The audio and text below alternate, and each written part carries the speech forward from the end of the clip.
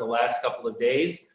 Not easy, more together time in the home. And I know my role was continuously to get firewood to keep the fire going. And a quick birthday shout out to Sarah Parrott. Little did she know that you don't get a day off from a Board of Ed meeting for your birthday. Not easy. I would ask anyone to mute. Thank you. So we'll move on to the public hearing on the 2021-2022 Superintendent's proposed budget. Several folks have emailed me, and CDSP and some other folks have provided a list of people that are going to speak. I've forwarded everything that I've gotten up to the last few minutes ago out to the board. Michelle, our behind the scenes Zoom operator, is helping us, and she has the list, so she will work through the list. We will also have the opportunity for those folks that didn't ask to speak. We'll see if anyone else wants to speak after we go through the list of folks that have sent in information and requested to speak. So we'll start from there. So Michelle, I'll turn it over to you. Thank you, Mr. Deneen. Good evening. Our first speaker for tonight is Christina Baudou. Please unmute yourself and you are recognized. Hello, I'm Christina Baudou at 4 Kona Road. I'm a parent and a member of the board of DAEG. I am feeling very frustrated by the conversations of the BOE concerning IDEA, specifically the Achievers program. Our Achievers teacher, the IDEA program director, and the principal of our high school share the view that the rigor and workload of the Achievers class supports an increase to a full credit elective rather than the current half. These three professionals are all in agreement. However, this was met with opposition from the board.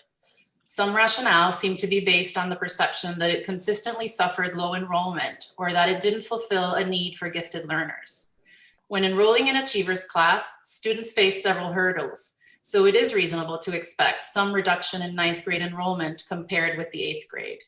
It is only a half a credit, the only elective offered at the high school that meets for 2 semesters but is only worth a half a credit.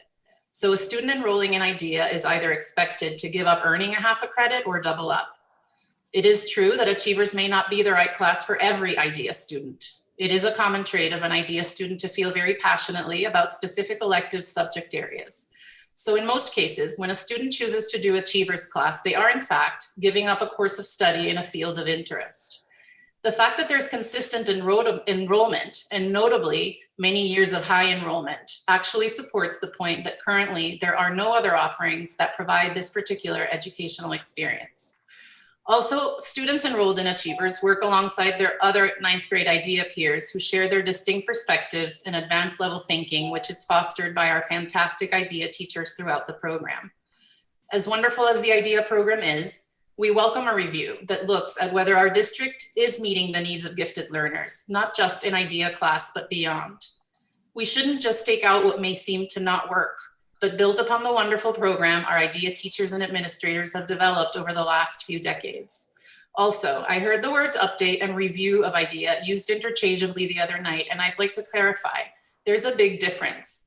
Ms. Johnson presented a thorough IDEA update as recently as December of 2019. From what I recall, there were few questions posed by BOE members back then, and DAEG was disappointed that the update did not result in adding a review of IDEA to the board's master agenda, as we had asked for at public comment months before. Eventually, the strategic plan may offer valid options that are comparable to our current Achievers program, but we're not there yet. I welcome a review of the program, but we all know that this is not something that can be concluded this month or even this school year. Our 8th graders are making their selection of courses right now. For these reasons, I respectfully ask that you, 1, support the increase of Achievers to 1 credit for next year, and 2, conduct a thorough review of the program by professionals in the field to have the best set of facts before acting on any consideration to cut Achievers. Thank you. Thank you, Mrs. Baudou. Our next speakers are 2 and 1, Miss Julie Best and Lori Olson. Please unmute yourselves. You are recognized. Excuse me. Thank you. I am Julie Best. I live at 38 Red Rose Circle, and with me is Lori Olson, who lives at 16 Little Brook Road North. We're the co-chairs of CDSP. Thank you for the opportunity to speak tonight and for the hard work and thoughtful choices that have gone into this budget proposal. You'll hear tonight from a few parent representatives of CDSP on various budget components relevant to their schools. As you know, our mission is to help share the voice of the parents. This year, that process is harder, but thanks to technology and the diligence of the PTOs, we've been engaging parents and soliciting feedback. Thank you to Dr. Adley for attending multiple PTO meetings to discuss his budget with parents. In general, most of what you will hear falls into two categories. One, making sure there are adequate resources to meet students wherever they might be next year. And two, ensuring that this budget can support reasonable progress forward for our district while also affording the new status quo. In the last year, we've experienced a tremendous amount of change. One could argue trauma even. We recognize that everyone has worked tirelessly to deliver the best educational experience possible, but we need to understand that there have been deficiencies for students. Whether academic or social emotional or a combination, there will be shortfalls to address and problems to solve. In other words, we need to be prepared for a period of recovery. And we have to expect there will be incremental costs associated with this recovery, even if it's hard to define them all today. This may not be the year to eliminate team-taught classes or paraprofessionals, as these support our learners. This may be the year to guard even more closely for small class sizes that guarantee the most effective student-teacher ratios. Regardless, we urge the board to recognize that there will be a need to be financially nimble to address this recovery period. Regarding the new status quo, it's important to recognize that we aren't going back to something. We are moving through a pandemic, and where we arrive will be at a place forever touched by the lessons we learned in the past 10 plus months. While it's possible that some of this change, such as our expansion in technology, would have come eventually, the pandemic accelerated this change at warp speed. There are costs in the budget that might have increased gradually over a number of years, but are now built-in costs of doing business. We certainly support the district in continuing to fund the replacement of outdated devices, Wi-Fi upgrades, new software, and additional staffing for tech support. Even as we move through the pandemic, we consistently hear from our parent community that they do not want 2021-2022 to be a stagnant year. We are happy to see several proposals with broad support, including the change in the SESS facilitator position at the elementary schools, the teacher in residence program, and the introduction of an open choice program in our area. In closing, we understand that the community's commitment to educational resources is significant, and the increase in spending is above normal. But we would argue that this growth is imperative. The pandemic has created significant challenges across many aspects of our society, and our current understanding of its impact on our students is nascent at best. It is critically important for this generation of students that sufficient resources are made available and that our school leaders have opportunities for flexibility should they find the challenges more daunting than they appear now.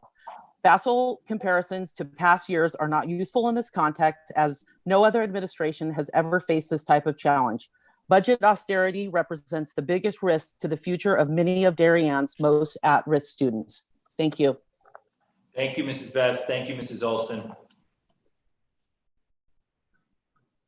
Tiffany O'Connor, you may unmute yourself. You are recognized.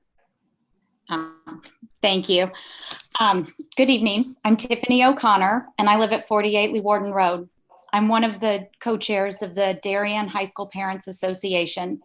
On behalf of the DHSPA, I would like to thank you for what we believe to be a fiscally responsible budget that will allow Darien to continue its tradition of excellence in education in a time of unprecedented challenges for our school community.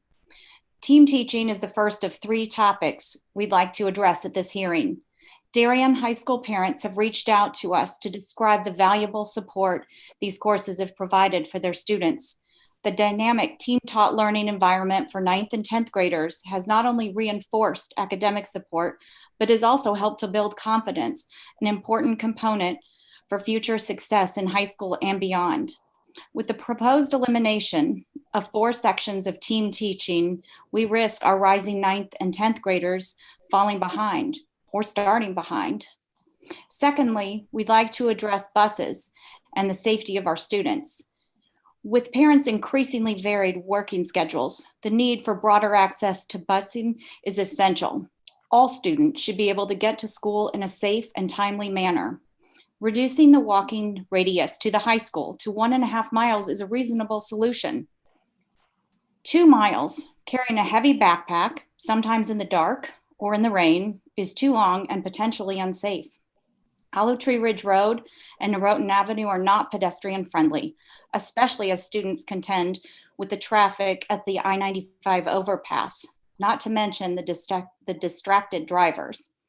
Furthermore, the proposed addition of 2 buses for a 1-year test phase would allow the district to gather data and revisit the decision later. But for now, Darien lags behind other towns in our DIRG in providing essential transportation for its students. Lastly, we want to address social and emotional support, which is challenging as many of the specific needs remain unknown at this time. Over the past several years, the district administration and the Board of Education have made great strides in providing our students with robust SEL support and programming, and we thank you. As we prepare to consider the needs of students when they return to school, we must maintain the resources already in place, as well as anticipate a greater need for SEL support. We don't yet know all that students have missed academically, socially, and emotionally over the past 11 months. You're But we almost do at know, time, Mrs. O'Connor. thank you, but we do know that it is significant and we must be prepared. And lastly, just a quick, huge thank you to our DHS teachers, staff, and administration on behalf of the DHSPA. The parents and students are so grateful. Thank you. Thank you very much, Mrs. O'Connor. Robin Nelson, you may unmute yourself. You are recognized. Good evening. My name is Robin Nelson, and I live at 51 Arrowhead Way. I have 2 children at Middlesex and 1 at Darien High School. Along with Tara Worm, I'm a CDSP rep for Middlesex, and I would like to thank you for the opportunity to speak tonight. I would first like to address the projected Middlesex enrollment as it relates to the existing team structure. The Middlesex projected enrollment of 1,100 students reflects a decrease of 45 students, which led to questions as to why there were no corresponding cost decreases in the budget. We strongly believe that it is important to continue to support and maintain the team model going forward due to the large number of students at Middlesex. The literature suggests that the smaller the schools and the smaller the classes, the better the probability of good instruction and successful students. In using the team structure, Middlesex essentially creates schools within a school, thus creating a smaller school environment for its students. Dr. Adley made an important point that we cannot change or increase efficiencies within the existing team structure, since this would necessitate a move to a junior high school model, which middle schools transitioned away from years ago as a failing model of educating early adolescents, based on research such as Turning Points 2000 by Jackson and Davis. Secondly, I would like to discuss the proposed decrease of 1 library media specialist, which would be replaced with a library media paraprofessional. While this change appears to put Middlesex in line with its DIRG A peers, it does not take into account that Middlesex is double the size of almost every DIRG A middle school. Other than New Canaan, all DIRG A schools have 1 librarian for every 560 students. On this basis, the optimal ratio for Middlesex would be to have 2 librarians to serve its 1,100 students. The librarians not only guide students' reading selections, but also play important roles working with the Quiz Bowl team, Geography B finalists, and providing tech support to students. In light of these points, we respectfully request that the 2nd library media specialist be added back to the budget. Finally, we support the capital budget items for Middlesex, including a new library carpet, repaving the 23-year-old rear access road, new HVAC air conditioning for the library and main office, for which repair parts are unavailable, and installation of a new electrical transformer in the wood shop. In conclusion, I appreciate the opportunity to speak in support of the Middlesex proposed budget. Thank you again for your efforts to ensure that Darien schools continue to maintain their reputation for academic excellence. Thank you very much, Mrs. Nelson.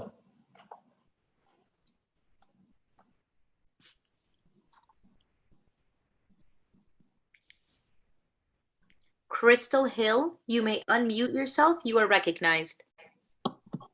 Thank you. Good evening. My name is Crystal Hill. I live at 10 Wakeman Road. I have 4 children, and I am the co-chair of the Tokenique Elementary PTO. This school year has felt at times impossible, but amazingly, we are still here with our elementary students still being taught in person.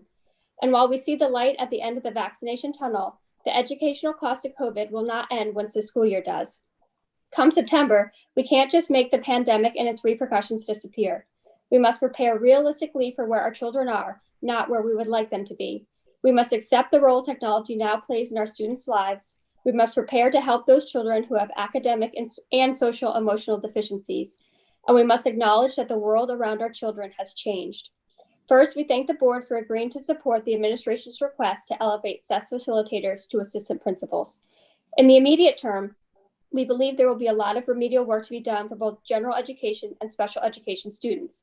In the long term, we think having a 3-person administrative team with individual lenses towards SEL, SRBI, and special education will make the crucial task of addressing every school child's needs collaborative and inclusive. After this year, we know that a fundamental part of educating our kids is through the use of devices like Chromebooks. We thank the board for continuing to support the one-to-one initiatives for all grades, and we ask that the first grade smart boards stay in the budget. Without these displays, teachers cannot effectively teach an increasingly digital curriculum. We also request that all desktops that are no longer of use are replaced, not just those of the classroom teachers. Special teachers should be able to plan and use technology with the same tools as classroom teachers. The pandemic made clear that racial and socioeconomic inequalities in communities throughout the country, and we are pleased that Dr. Adley and the administration have found 2 programs that help Darien do its part to begin to address these significant issues.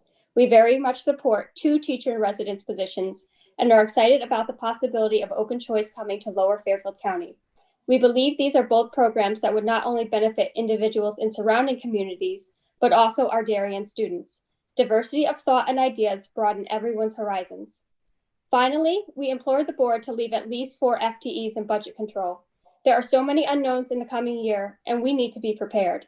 Will families keep streaming into town and enrolling young students? Will classroom teachers or special education students require more paraprofessional support? Will we need another ELL teacher in the district should international work relocations begin again? These are just a few of the questions that come to mind when we try to imagine what next year might look like. And it is in this light that cutting any amount in budget control seems short-sighted. Thank you for your extraordinary efforts to keep educating our students in these unprecedented times, and for proposing a budget that addresses the new needs of our children while still remaining fiscally responsible to our town. Thank you. Thank you, Mrs. Hill. Lisa Sarusi, you are unmuted and recognized. Good evening. My name is Lisa Sarusi. I live at 12 Rings End Road, and I have 2 children at Darien High School. I'm the Special Education Parent Rep for Darien High School Parents Association and a member of the CDSP Special Education Subcommittee.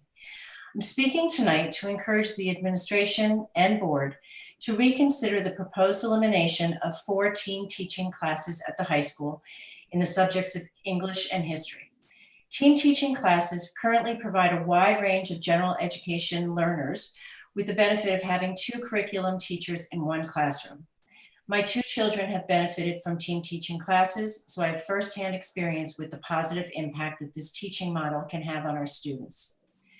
It's well known that some of the required courses at DHS are rigorous, such as the Western Civ course, which is challenging for many 9th graders. Team teaching provides a significant support option for students who may feel challenged to keep up with the curriculum in classes like this. Having 2 content area teachers also provides students with more opportunities for extra teacher support outside of the classroom. It should also be noted that we do not currently offer co-teaching classes in history as we do in English and math. So the elimination of team teaching in history reduces the availability of support for our students. If the team teaching model is eliminated, how will this impact the size and scheduling of history lab classes and the co-teaching English classes? And what other alternatives will exist for our learners? Next year, we will have a combination of new freshmen and existing high school students who will transition back to a full-time learning model after over a year of remote and hybrid learning. We may see an increase in the number of students in need of academic support, and we should be prepared to support them. The administration has indicated that this decision is due to scheduling and low enrollment, but this appears to be a decision that is made out of convenience for budget purposes and a shift in FTE, instead of taking the students' needs into consideration. I hope you will reconsider the elimination of any student support or teaching models during the upcoming year. Eliminating these valuable classes abruptly without further evaluation or a replacement option does not seem prudent at this time. Thank you so much for your time and for all of your hard work this year to keep our students, staff, and our community safe. Thank you. Thank you, Mrs. Sarusi. If I could just have a reminder that all those people that are speaking, if when you have time, if you've not already sent in your comments, if you could please email them into the board, we would appreciate that. Thank you. Michelle? Our next one on the list, Brooke Gies. You are recognized and unmuted.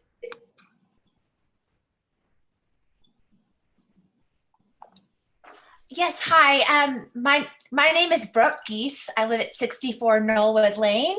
I have two daughters, one in the 6th grade at Middlesex and one in 3rd grade at Royal.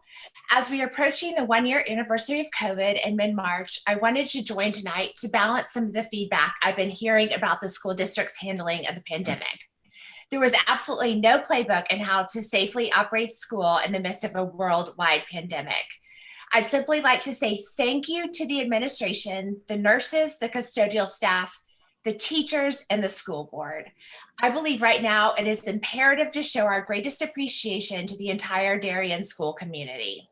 While healthy debate should always be encouraged, I would just ask that we show our gratefulness and appreciation to those who have spent countless days, nights, weekends, vacations, and many, many hours to pursue the goal to keep our children learning and in a safe and healthy environment. Thank you so much. Ms. Geese, thank you very much. Aaron Lumpkin, you are unmuted and recognized.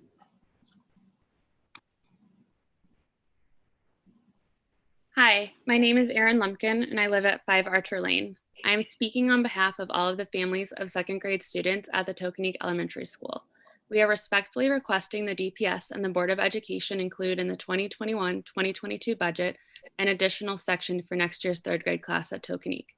Given today's class numbers, the history of the mid-year additions, and the continued trend of families moving to Darien, it is highly likely that this class will exceed the district cap for class sections this fall. Rather than struggle to address this issue later, we believe incorporating additional class section into the budget today is the most prudent approach and one that will enable DPS, Tokenique School, and the teachers to incorporate this adjustment in a thoughtful, safe, and organized manner. DPS policy 6510 states that the Darien Board of Education believes the number of pupils in a class affects the quality of education, and that for grades 2 and 3, the optimal class size is 20 to 22 students, with a cap of 23 students. Today's 2nd grade at Tokenique is nearly at its limit, with one section at the suboptimal cap of 23 students and 2 sections at 22 students each. Tokenique School typically sees net additional students, having 8 new students already since October of 2020. The momentum in Darien home sales continues as families leave New York City and move to suburbs, with Darien being a top destination given its excellent school system amongst other positive attributes. It is likely that DPS has not seen the full impact of the sale and homes and contract since many families wait until the end of the academic year before transferring their children. In addition to new families purchasing homes, Tokenique Elementary School in particular is likely to see new student enrollment given it includes the district's largest multi-family rental community, the Avalon Darien. The pandemic has made advanced planning critical, particularly in terms of human resources and physical facilities. Schools need sufficient time to plan their classrooms with a focus on physical distancing for the safety of teachers, students, and staff. Furthermore, DPS stands a better chance of recruiting high-quality talent if it can start the recruiting process early. Recruiting shortly before the start of school makes for a rushed process that is unlikely to bring the most experienced teachers to Darien. Budgeting today for an additional section in next year's Tokenique's 3rd grade class will make the process smoother for all involved and likely yield a superior result in terms of recruiting. In conclusion, we are asking that the DPS budget for 2021-2022 include funds for an additional section for next year's third grade class at Tokenique School. The class is nearly at its limit, and market dynamics suggest that Tokenique will continue to see new students due to continued momentum in Darien home sales and the district's inclusion of the largest multifamily rental community in Darien. Adding a section later may not be feasible. Almost at time, Mrs. Lumpkin. Safety, building, and human resources constraints. Ensuring an optimal class size for next year's third grade at Tokenique will provide a more favorable learning environment for both teachers and students at this formative grade level. Thank you very much for your time and consideration. Thank you, Mrs. Lumpkin. David Ward, you are recognized and unmuted. Good evening. My name is David Ward and I reside at 11 Stanley Road. I have two daughters that attend Darien schools in 7th and 9th grade. First off, I want to thank the Board of Education for serving the community and working to create the most cost-effective school budget while continuing to help Darien achieve great rankings on a statewide level that we can all be proud of.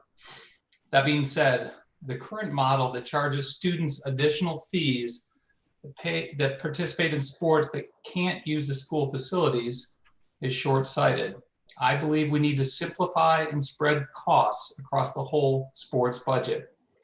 We should review the total deficit and set a fee for each student. If it's $100 per athlete per sport, and you play 3 sports during the year, you pay $300. I have no idea what the actual number is, but believe strongly that is how it should be handled. If you analyze costs sport by sport, there are significant disparities. Field use, repair and improvement of facilities, uniforms, coaches, and officiating are vastly different from sport to sport, and some of the traditional sports have significant cost burdens on the overall budget compared to others. The most democratic and fairest approach is to equalize those costs and not put all that additional burden on the students who want to pursue a sport offered by the school district, but doesn't support with facilities. Thank you. Thank you, Mr. Ward. Tara Worm, you are unmuted and recognized.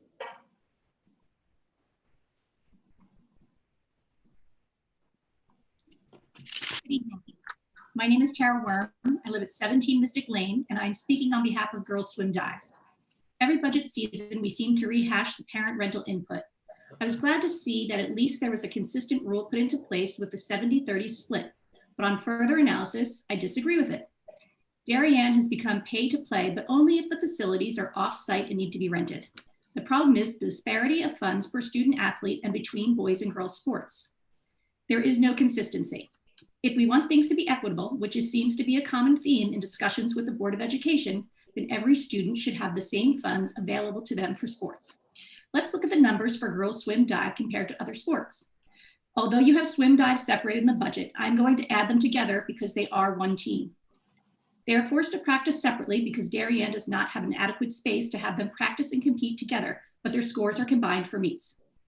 The girls swim dive team consists of 36 girls with a cost per athlete of $1,195.86.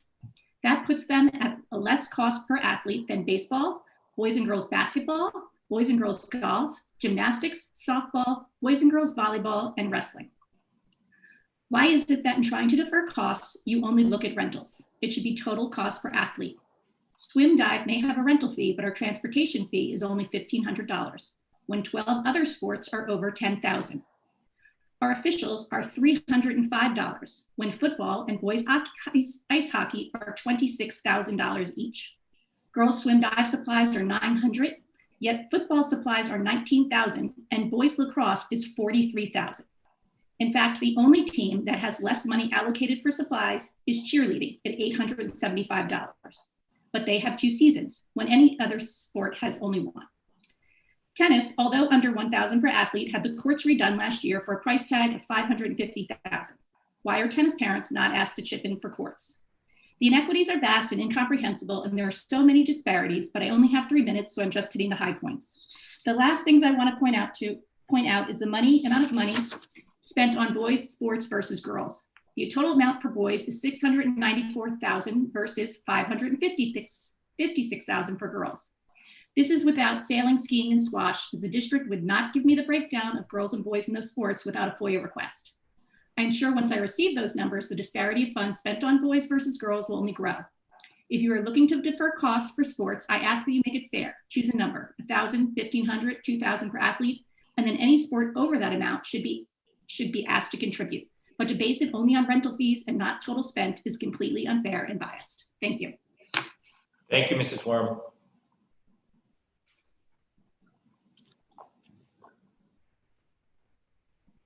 Marina Christofi, you are unmuted and recognized.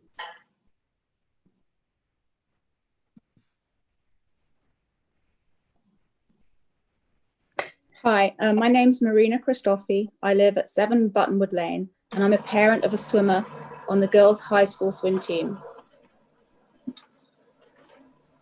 I would like to state my opposition to the proposal to include the swim teams in the 70-30 redistribution of rental facility fees for athletic teams at the high school.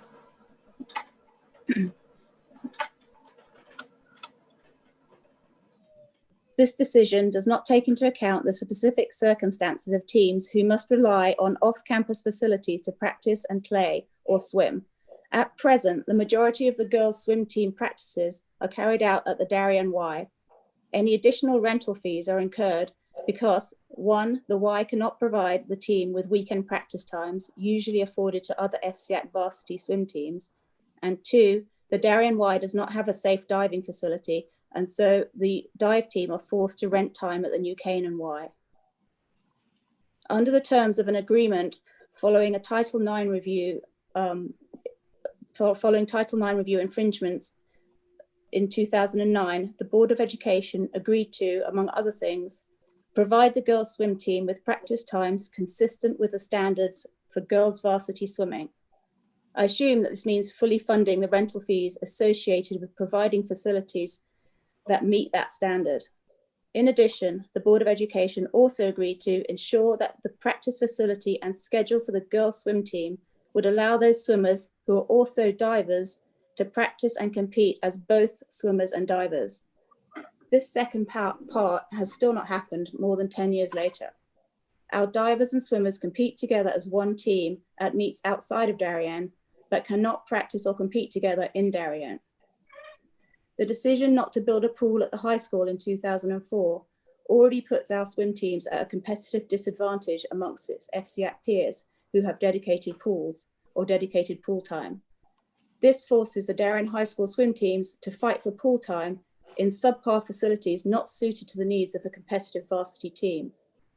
Sadly, in my opinion, this is an indication of the indifference to the swim program by the school district in comparison to other varsity teams, an indifference that has resulted in a lack of funding and a situation where many competitive swimmers choose not to participate on the high school swim teams because of the lack of facilities and swimming time, a lack that will risk their chances of a swim placement in college. Almost at time, Mrs. Christofi.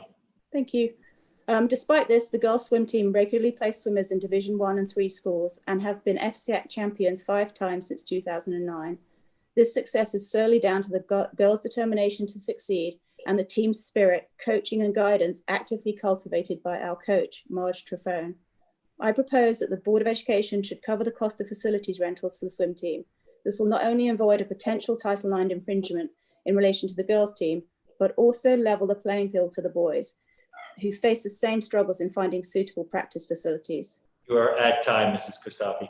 All right, can I thank the Board of Education for all the hard work on the budget as a Please last do. sentence. Thank you. We have completed the list, and I will move on to the raised hands.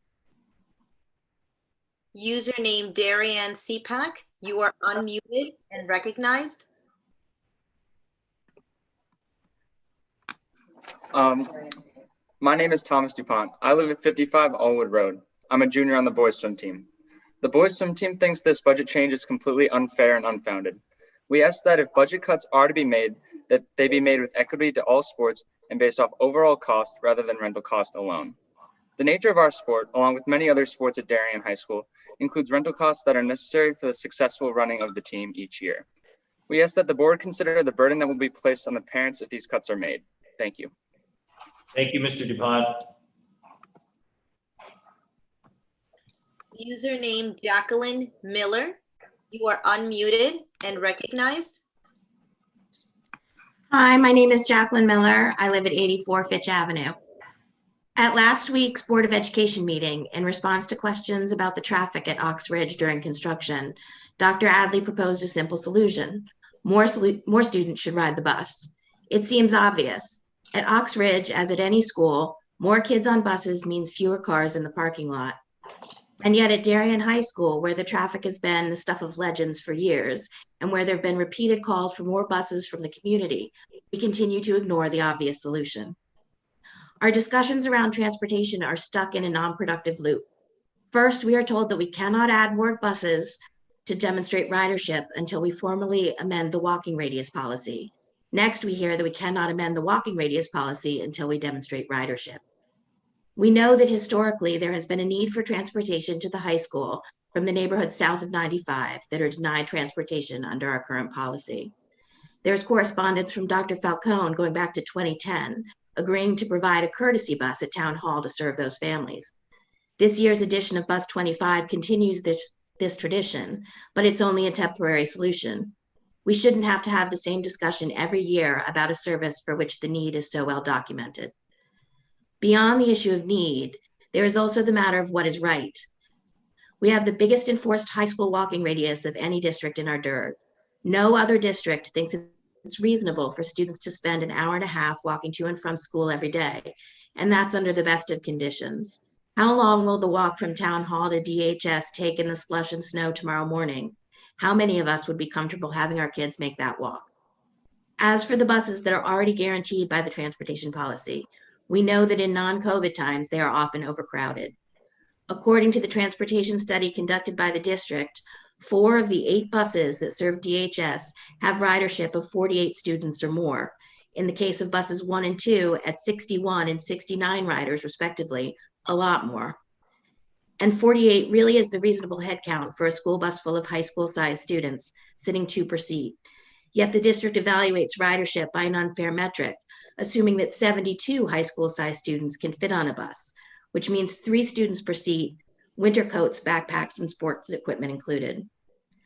I'm thankful to Dr. Adley and the board for the temporary solution of Bus 25, but that single bus does not meet the needs of families who are not served by the current transportation policy. The 2 additional buses that were proposed by the policy committee give the district the flexibility to finally develop a transportation solution that makes sense. Being in high school is hard. Getting to school shouldn't be. Thank you. Thank you, Mrs. Miller. User Debbie Latham, you are unmuted and recognized. That thing. Hi, it's Deb Latham. Sorry, I'm trying to start my video here so everyone can see the lipstick I put on for you guys. I'm Deb Latham at 429 Hoyt Street. On behalf of Darien CPAC, I'm asking you to please keep the team taught model in English and social studies at Darien High School. These classes are an important and invaluable model choice, particularly for students in 9th and 10th grade. They provide the opportunity for all students, regular and special education, to have an extra level of support in the classroom. They allow for one teacher in the class to work with individual students who might need extra assistance, while the other teacher continues with the lesson. Team taught classes provide positive benefits for everyone. Without the choice of team taught, lab classes will be more crowded, which defeats the purpose of the lab class, to receive targeted support with smaller student to teacher ratios. Furthermore, students can't always fit the extra period a lab class necessitates into their schedules, or have to forego taking an elective, which all students should be able to explore to determine their strengths and interests. Thank you for consideration and keeping the team taught model in English and social studies at DHS. And thank you all for all of your hard work this year. Have a good night. Thank you, Mrs. Latham. Username Music Mac, you are unmuted and recognized.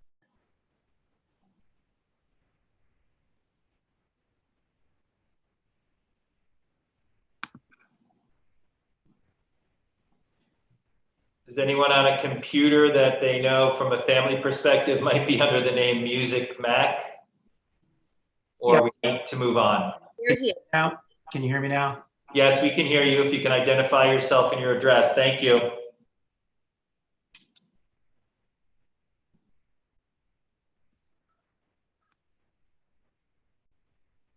You seem to be muted again. All right, we'll give it one more try. Working now? Yes. Yes. All right.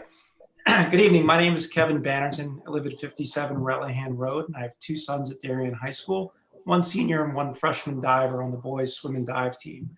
Thank you for the opportunity to speak this evening and to voice my opposition to the one section of the proposed budget, specifically the allocation of resources under the athletic department.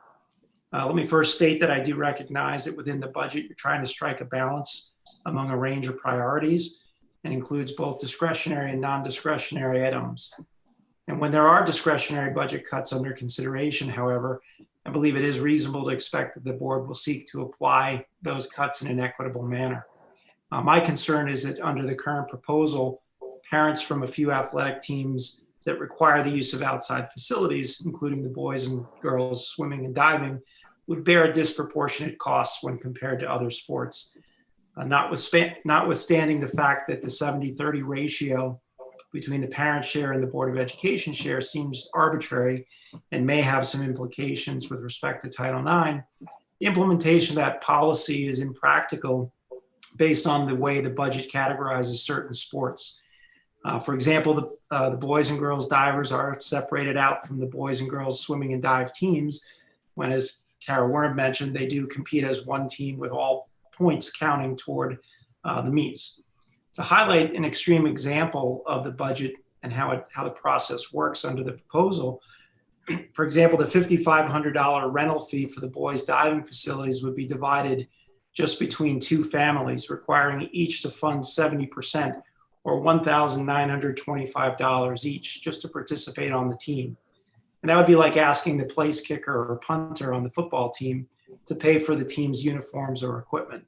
So any budget proposal that has the effect of placing a higher financial burden on a few individual team members, much less a limited number of teams across the athletic department, seems flawed. So I hope this example just highlights some of the inequity of the targeted expense cuts, and I ask the board to consider rejecting this proposal. Thank you. Thank you, Mr. Banton. Username Carrie Oldendorf. You are unmuted and ready.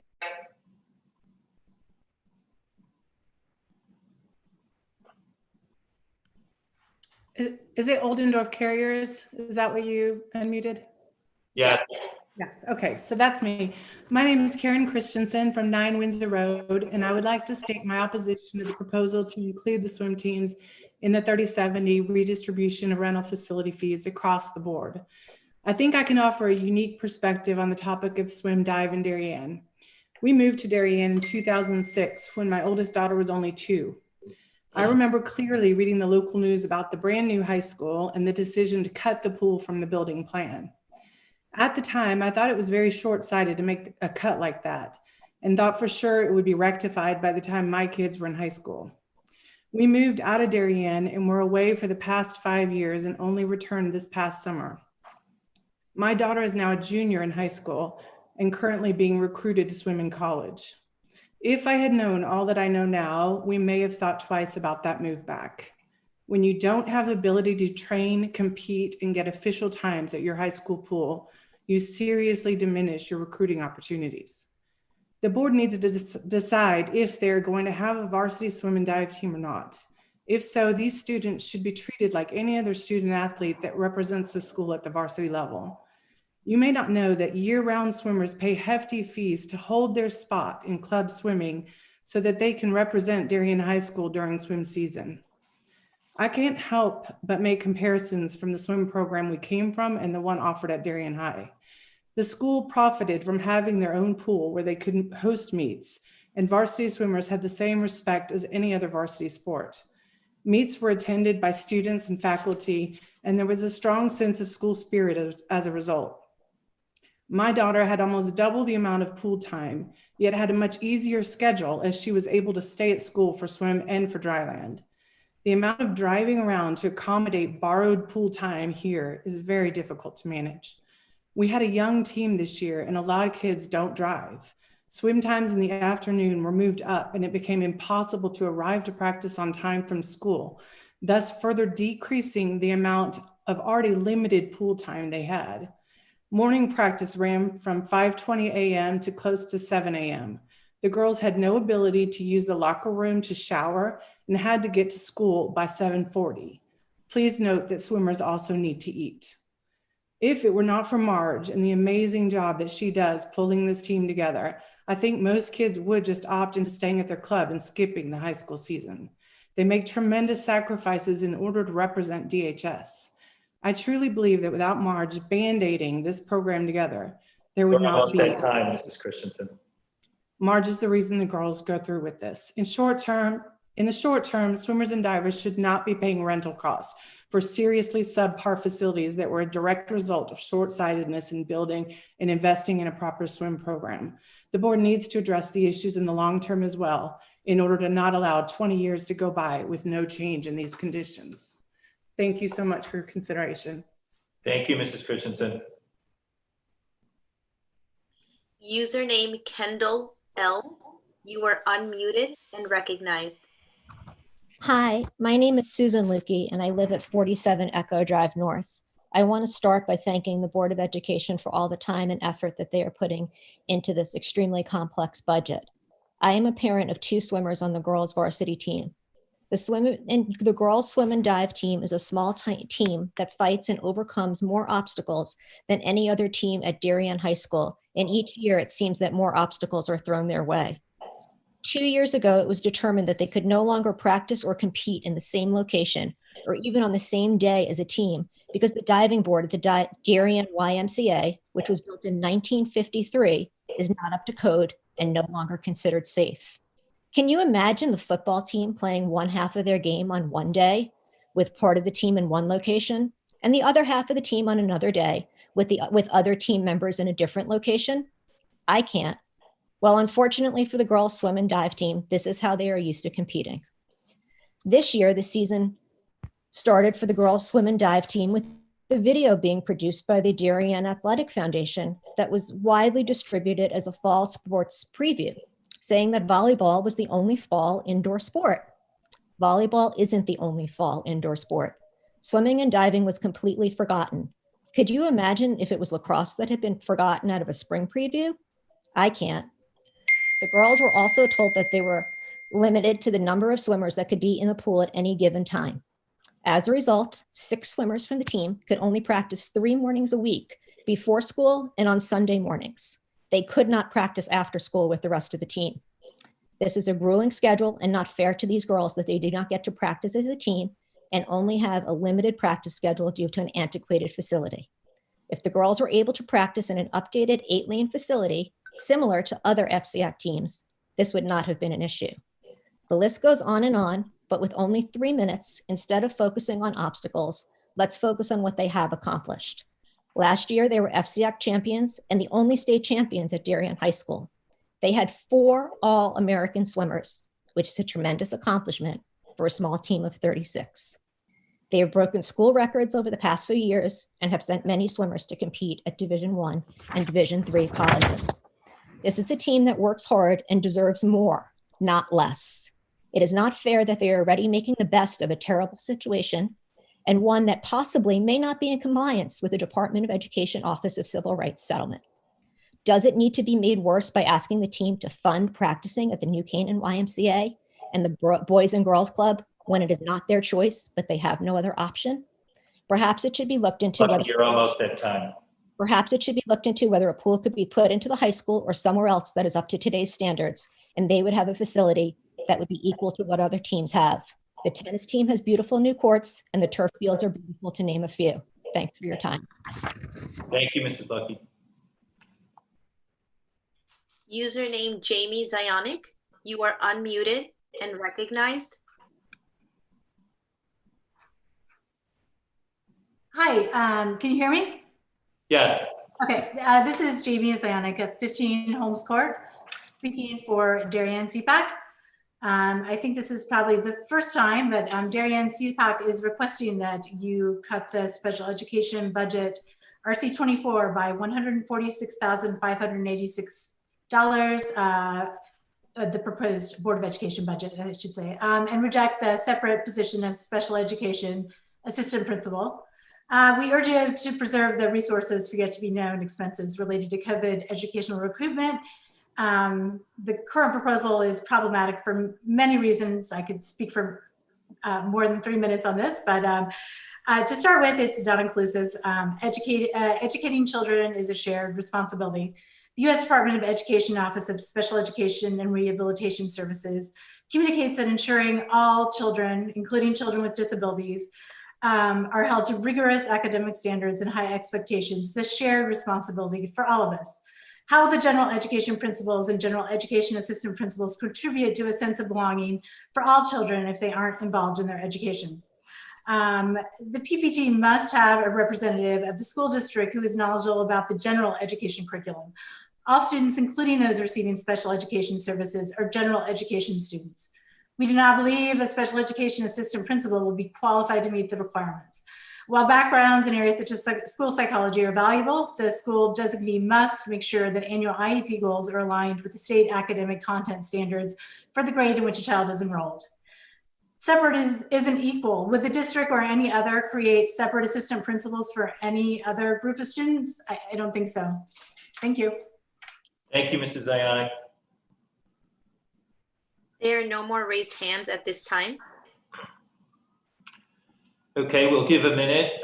As I said earlier when we got started, many people emailed that they want to be on the list to speak. It's very different this year being remote. So if there is anyone else out there that would like to speak at the public hearing on the 2021-2022 superintendent's proposed budget, please raise your hand.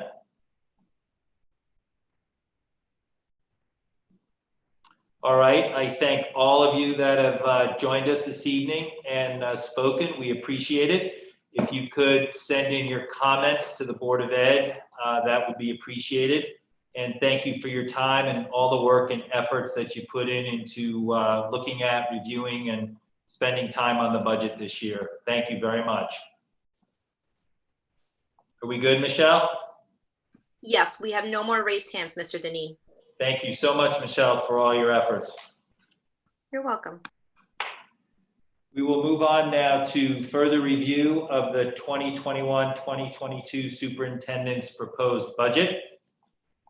I think in the interest of time and staying organized, we will work through the spreadsheet that was organized from our last meeting in terms of feedback by board members as to items they wanted to look at and discuss. So if everyone is ready to start, at the top of that list, RC1. I will look for hands. RC1, Darien High School English teachers, restore the 0.80 FTE for team teaching. Any further comment or questions on that? Mr. Maroney? No? Okay. He was thinking. Any further? I don't know if you can arrange this, Michelle. I don't see Dave Brown. I don't see Tara. In terms of my visual, which would help. I think it's just your visual, Duke, because I can see Dave and okay. Duke, no comments on this one. If I have it, Dave, there you go. I think you had to speak to pop up, so thank you so much. I promise if I have comments, you'll know. Good, thank you. I'm sure everyone will, so I appreciate that. Okay, I see no comments or questions on that. We'll move to RC25, health insurance, benefits for English team teaching. Any further questions or comments with respect to that?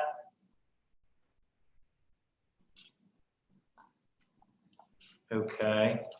We will move back to RC1, Darien High School Social Studies teachers, restore the .80 FTE for team teaching.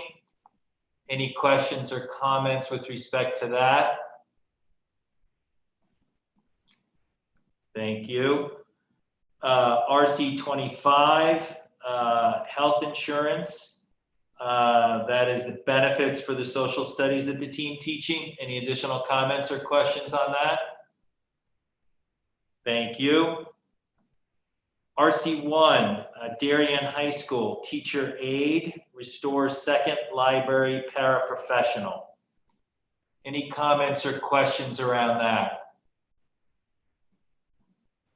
Thank you. Yes, Dr. Adley. I just want to note that that probably would be taken as a package. I think the intent of it is to be taken as a package with the library media being restored at the middle school under RC3. Because otherwise, well, I'd like just for clarification, I think that's the intent, but I just want to be sure.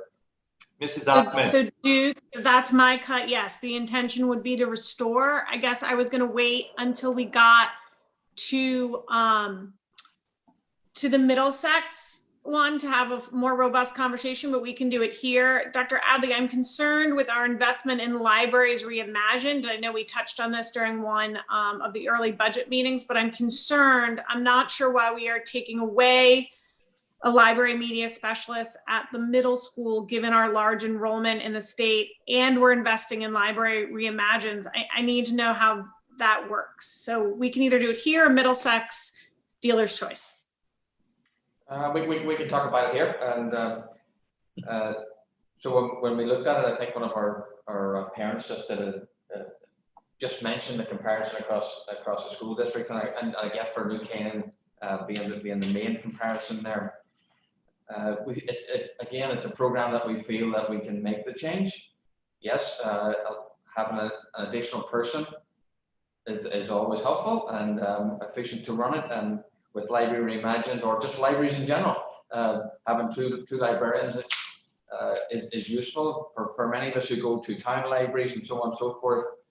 The staffing in those would give you a comparison in terms of how having 2 people or 3 people is helpful. Again, I will say this was once again a decision in terms of trying to advance some of our programs that we're trying to do for next year. This is one of those areas where I felt in collaboration with our administration that we can make that change. That's Mrs. Ockman. So I guess my question would be, respectfully, I need a little more than we can manage it. What are we trading? What are we losing? What are we gaining? Clearly, I understand that it is a budgetary impact, but before we go cutting these FTEs and investing in libraries, I need to understand the plus minus. Well, the librarians do some instructional opportunities, and certainly some of the tangential activities that were shared actually this evening by a parent in terms of whether it be the Middlesex quiz bowl and so on and so forth, helping out in different areas. There will be less instructional time with the kids in the library in that form. That is true, but again, I think it's something that we can manage, and I do use that term deliberately. Mrs. Stein. I think you sort of touched on it, but I am concerned. I didn't realize that the librarians were responsible at Middlesex for Quiz Bowl, Geography Beat. We know how robust and successful those programs are, and how. I just want to clarify, I'm not saying they're responsible for those, but they take place in the library, and so that they help out and so on and so forth. They're not deliberately responsible for them directly. Okay. Mrs. Ockman. So I guess this is my question. Maybe before our ad cut and our final decision, we need to really understand what the responsibilities are, what the trade-offs are, so that when we vote, we know. Because While I love relying on our parents telling us what they do, I think we as a board really need to understand when we're cutting this, what the effect is. And we may support it fully, or we may decide that that's not a cost we're willing to incur and we're willing to fund it because we're not particularly dialed down to any particular budget number. But I think we need to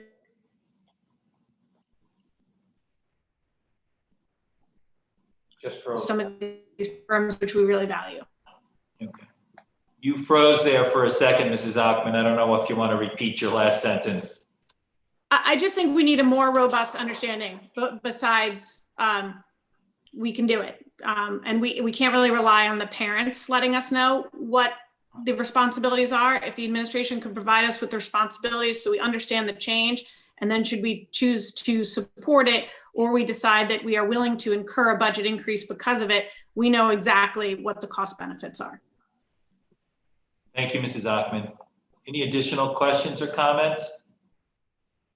So I would say we covered the RC1 Darien High School Library Paraprofessional and RC3 Middle School Middlesex Middle School. We tore the library media specialists. Duke, this is Jill. Can I just add on to the library, please?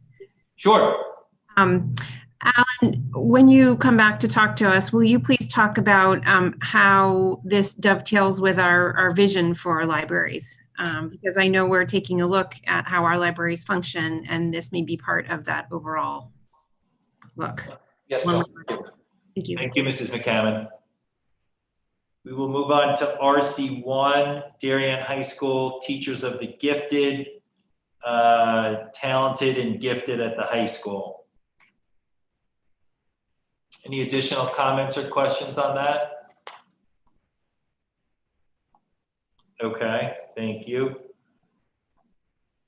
We will move on to RC5, Henley, Teacher's Aid, Restore Instructional Para. Any additional questions or comments on that? Mrs. Parent.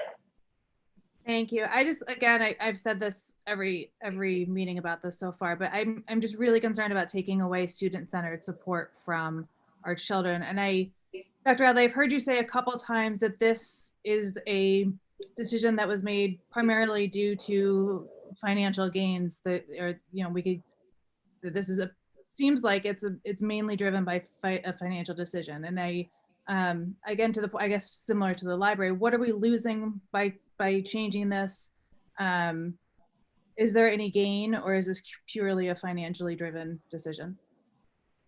In addition to looking for the needs of the students, right? They're not mutually exclusive from looking for efficiencies where we can actually realize those efficiencies. Our paraprofessionals play a tremendous role. As I've said before, they're often people who live in the community, who are dedicated to the school system, love the kids, help the teachers, and do a tremendous job. They do a variety of things, from particularly instructional paraprofessionals. They assist the teacher in the classroom. They're an extra set of hands in the classroom. They cover for classes. They cover for PPTs. There is a different option for covering for PPTs, and often they cover for lunch. So you are losing something there. It's not just a simple trade-off with the time, because if they happen to be in the lunchroom covering, and we're having lunch monitors cover, yes, you regain some of that time. But I would say that you're going to lose the presence of an instructional paraprofessional. I'm not going to describe it any other way than that. What's the correct number of paraprofessionals? I'm not sure that there is a correct number of paraprofessionals. I would say, and I say this in the most respectful way, research would tell you that effective teaching is not dependent on a paraprofessional. But again, if I were to ask all my teachers, they would tell me different. Right? They would tell me I would like, an elementary teacher would tell me they would love a paraprofessional, so I respect that. But this is an efficiency that I think we can realize. And again, it's one of those ones that come along with the concept of student support and teacher support. So I recognize the dilemma that poses. Mrs. Stein. So Alan, building on that, if we get rid of the paras and we have the lunch monitors, in the cases where the paras were filling in for PPTs, lunches, absences, the lunch monitors won't be able to do that. So we will then have to back in subs. Would that be realistic to say? That is correct, yes. But then it's not exactly the savings isn't exactly a real number if you're going to have to pay for subs to fill in for classes, I would say. So some of that will have to play out a little bit. You'd be right there, Katie, in terms of just how that plays out. But they should be actually covered under another line item for this coverage for the subs for the PPTs. And we'll have to sort of see how it plays out just financially. Mrs. McCammon. Alan, would you clarify that last point, please? Have you already built additional substitutes into the budget, or I didn't understand? Richard, could you just talk to that line item for me, please? The instructional paras don't substitute for teachers. When the teachers are out, they put in fractional subs. So losing the instructional para doesn't have an impact on substitutes. But you're talking about coverage for PPTs, Jill, I think, are you?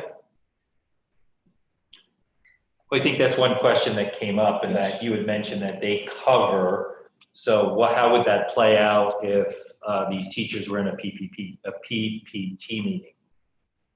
Well, the principals have said that they can work that out, but I believe, Richard, that there's another opportunity for paraprofessionals are not technically scheduled to cover for PPTs. Isn't that correct? Okay. And could you point out where that line item comes from otherwise, just for reference? There's substitute costs within RC24 for special education. So I'll keep this open in that this conversation, just to recap, this conversation covers RC5 Hindley, yes. RC7 Holmes, RC8 Ox Ridge, RC9 Royal, and RC10 Tokenique. It also covers RC25 for the health insurance costs. So again, for each of those RCs, it's restoring the instructional para and removing the lunch monitor and the subsequent effects of the benefits on the instructional para for health benefits. So I'll leave it open if there's any other questions, because it does cover all 5 elementary school RCs. Any further discussion? Mrs. McCammon.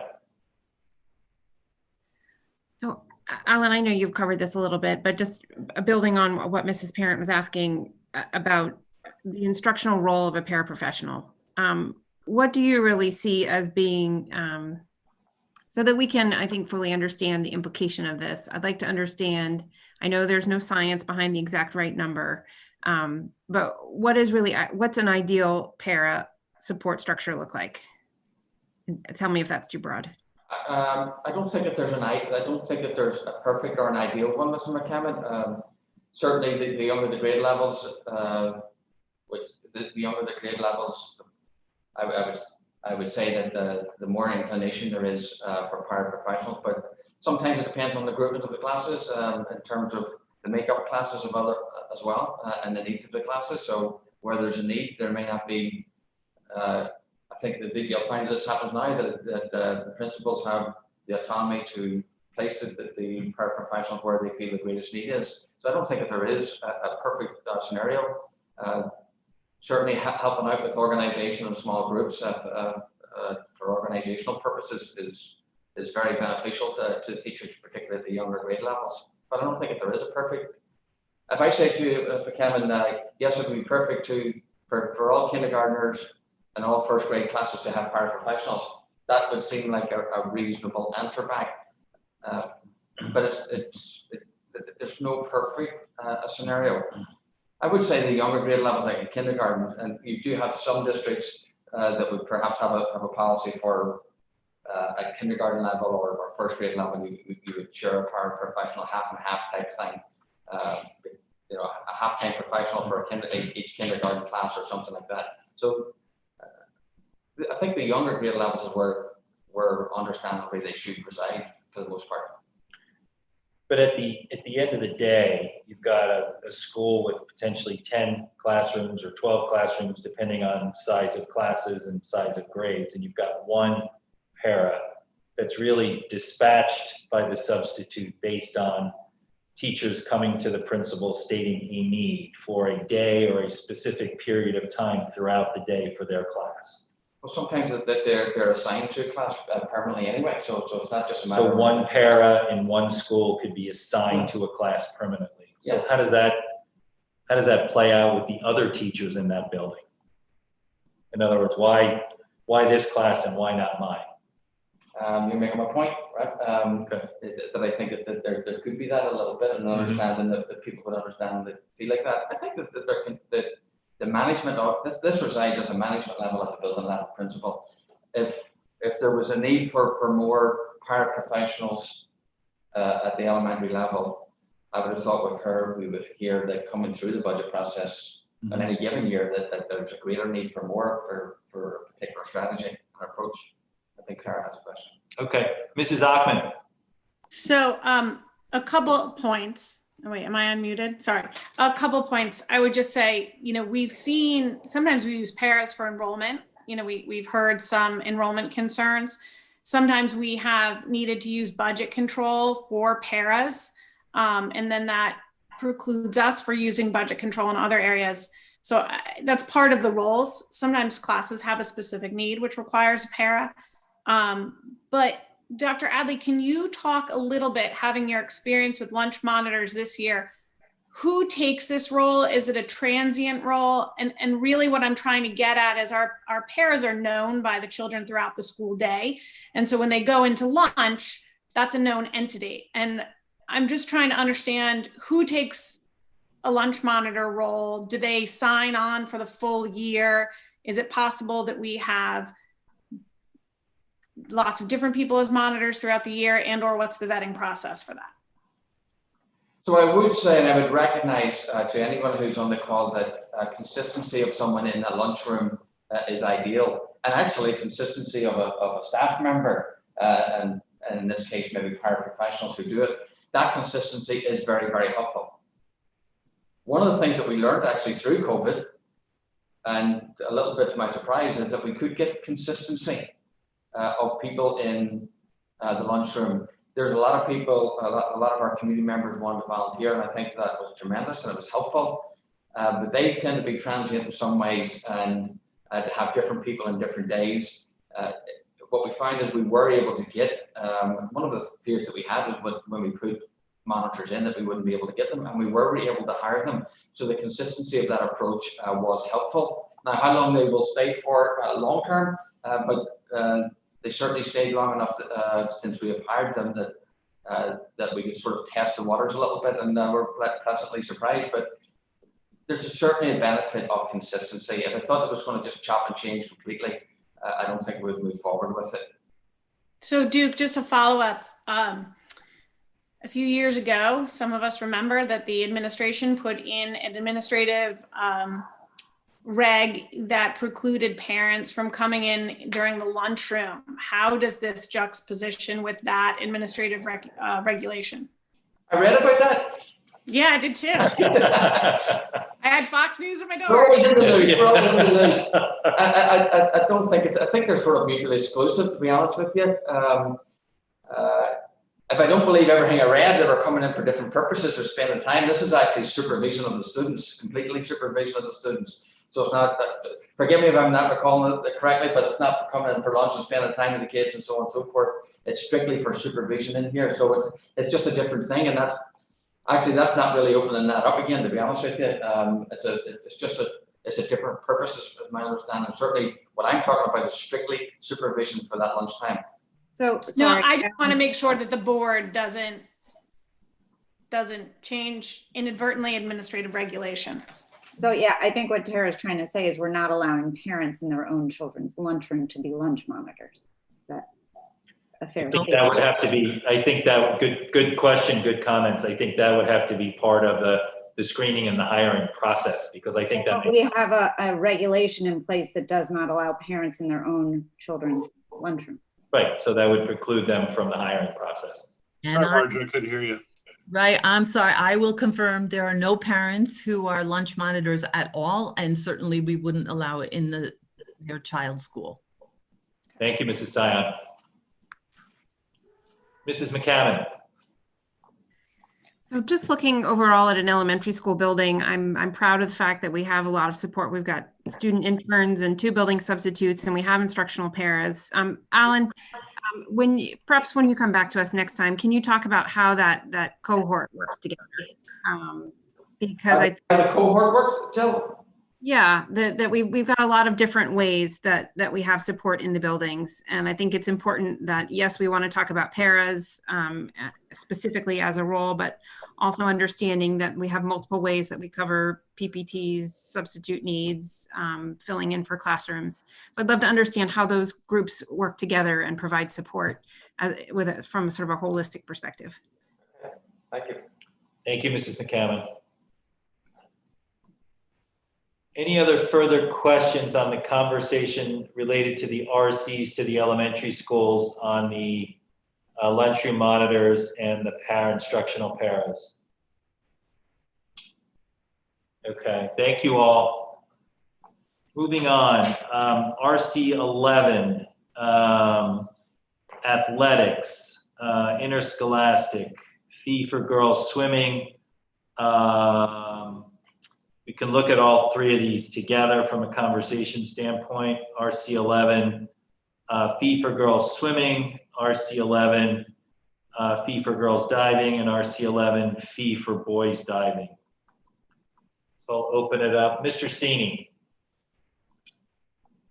Thanks, Duke. I was the individual who added this proposed cut in the hopes of creating a broader discussion over equity surrounding the 70-30 sports policy. But first of all, when I look at the cut to the 3 line items, it amounts to $15,500. But based on my comments, and I rewatched them today, the intended proposal for that amount was 70% of that, to put it in line with the 70-30, or $10,850. So there's sorry, Rich, I wasn't that clear when I was, proposing this line item. But subsequent to that agenda item, when we went through the add cuts, we discussed the upcoming master agenda, and we have a lot of the topics that were raised during public comment this evening are going to be added or were added in that master agenda item that we brought up in that subsequent agenda item. So again, I kind of broke the rule that I always raise, that I injected a policy discussion into the budget process. But I will be taking this out, I propose that we eliminate it. And based on the number of thoughtful public comments this evening, I really look forward to a more robust future discussion over these items. Thank you, Mr. Sini. Any additional questions or comments? Mrs. Ritchie? Thanks. Hi. Just based on some of the questions we heard this evening, I would just request, and it doesn't have to be for next week, but I would like to see in the future budgets that we do break that down, the sports like squash and skiing and sailing, that we make sure we do have a girls and boys breakdown so we understand what our total female population and male population is. And I have seen other districts actually present girls and boys sports separately. So I think administration should also consider that as we move ahead. Thanks. Thank you, Mrs. Ritchie. I think there will be further discussion down the road on while we've gotten a lot of reporting over the last couple of years and a lot more reporting, I think what we've learned through some of these conversations is there may be some other ways that we need this information reported and broken down. So we'll look to have those conversations in the future. Duke, yeah. Duke, I just want to add, I think that it's important that boys and girls swimming are seen as one team. I think most of the board recognizes that. The accounting may look different, but for everyone listening, they are one team. They compete for the same points. You couldn't be winning state championships without a dive team. So I think that's important. And I think, should we have a further discussion? We're going to need to go back and clarify some of this history. You know, the Board of Education never precluded a pool. That was a building committee decision out of our control. So I think should the board choose to have a larger discussion on this, we can help correct some of the record, but maybe we should consider in the budget, and Rich, this is no fault of your own. It's been broken out this way for a few years now. We should look at swim and dive. They are one team. They happen together. I thought the analogy of the kicker on a team was a powerful one. And so we should maybe look at adjusting that, or at least speaking of it as one team, because it truly is one team at the high school. Thank you, Mrs. Achman. Mr. Brown. Just to follow up to that, to Rich, are we going to be accounting on the books instead of the barter? We're actually going to have those numbers represented going forward? You mean with the YMCA? Yes, sir. Point of order. I'm sorry, but I'm sorry to interrupt, but that is not part of our budget discussion, and we should table that for another time. But the YMCA agreement should be discussed at another time. So let's take that off the table, please. I'm sorry, but we've had numerous conversations about transparency, asking for sports to be broken down, shown in various different ways, boys versus girls, one team, another team. I don't see why transparency here is an issue, and I don't understand why I should be precluded from following up with that question. I think Mr. Brown, no, I appreciate the question, and we need further conversation on that. I think this evening is to get through these specific line items that were brought up. I do agree that is an accounting issue that we have to address, and I think we'll have further conversation around it. And if you could, any specific questions relative to that, if you could direct them to me so we can get them answered and get them part of the discussion. Are you all right with that? Thank you. Sounds good. Thanks, Mr. Brown. Any further questions on RC 11? I think we can move forward. Thank you all very much for the conversation.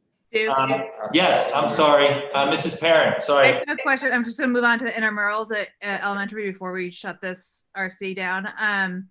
I just want to understand the implications that if this cut goes through, what happens at the other 4 elementary schools with their intramurals that, from what I understand now, is run through Darien After School. Okay, so we're moving on to that RC, Mrs. Parent. So let me just call that RC, and I might ask you to repeat that question. So we're moving on to RC 11, athletics, intramurals, elementary school, the $10,329. I believe is that specific to an elementary school? Yes, it's one elementary school. Well, it is, but that's where it's happened at one elementary. At one elementary school. All right, Mrs. Parent, could you repeat that question, please? I just would like to understand the implications that if this this intramurals, which is happening at Holmes, what does that mean for the other intramurals at the other 4 schools that are currently being run by Darien After School? I remember reading something somewhere that there would be some implication. I just want to make sure that that's clarified so I understand. Thank you, Mrs. Parent. I know also, Dr. Adley, last night at the RTM Education Committee meeting, there seemed to be questions and confusion as to where there are intramurals in the elementary schools and why this only falls into one school. And it got into a conversation about equity amongst the elementary schools. So I know you have some information around that in terms of the ability for these schools to have intramurals, but it's also a staffing issue. It really is a staffing issue. The intramurals are at Homes. If you take this out, we're taking out intramurals. And I wouldn't propose that we actually take them out. It is offered every year, and the teachers, for whatever reason, at Homes tend to be the ones who actually volunteer to run the intramurals.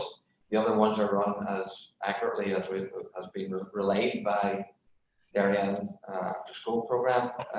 And if we did run it through Darien After School program, if a staff member wanted to take it, they would have to take it through the DEA contract. So I would not propose removing this.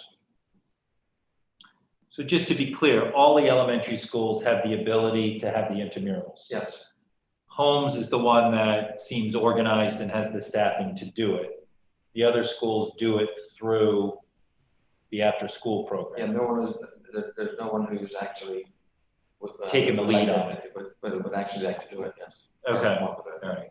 So if any of the other elementary schools organized themselves and had the staff to do it, they would have intramurals at that elementary school. Okay, all right. Just so kind of we level set with everyone, kind of the facts around it. Mrs. McCammon. So Would you please clarify how many schools actually run intramurals? I know we have some after-school programs that are distinct from intramurals, and it's not my understanding, though I would love to know whether I'm right or wrong. It is not, how many of our elementary schools actually do run intramurals is my first question. And then my second question. Oh, sorry, go ahead.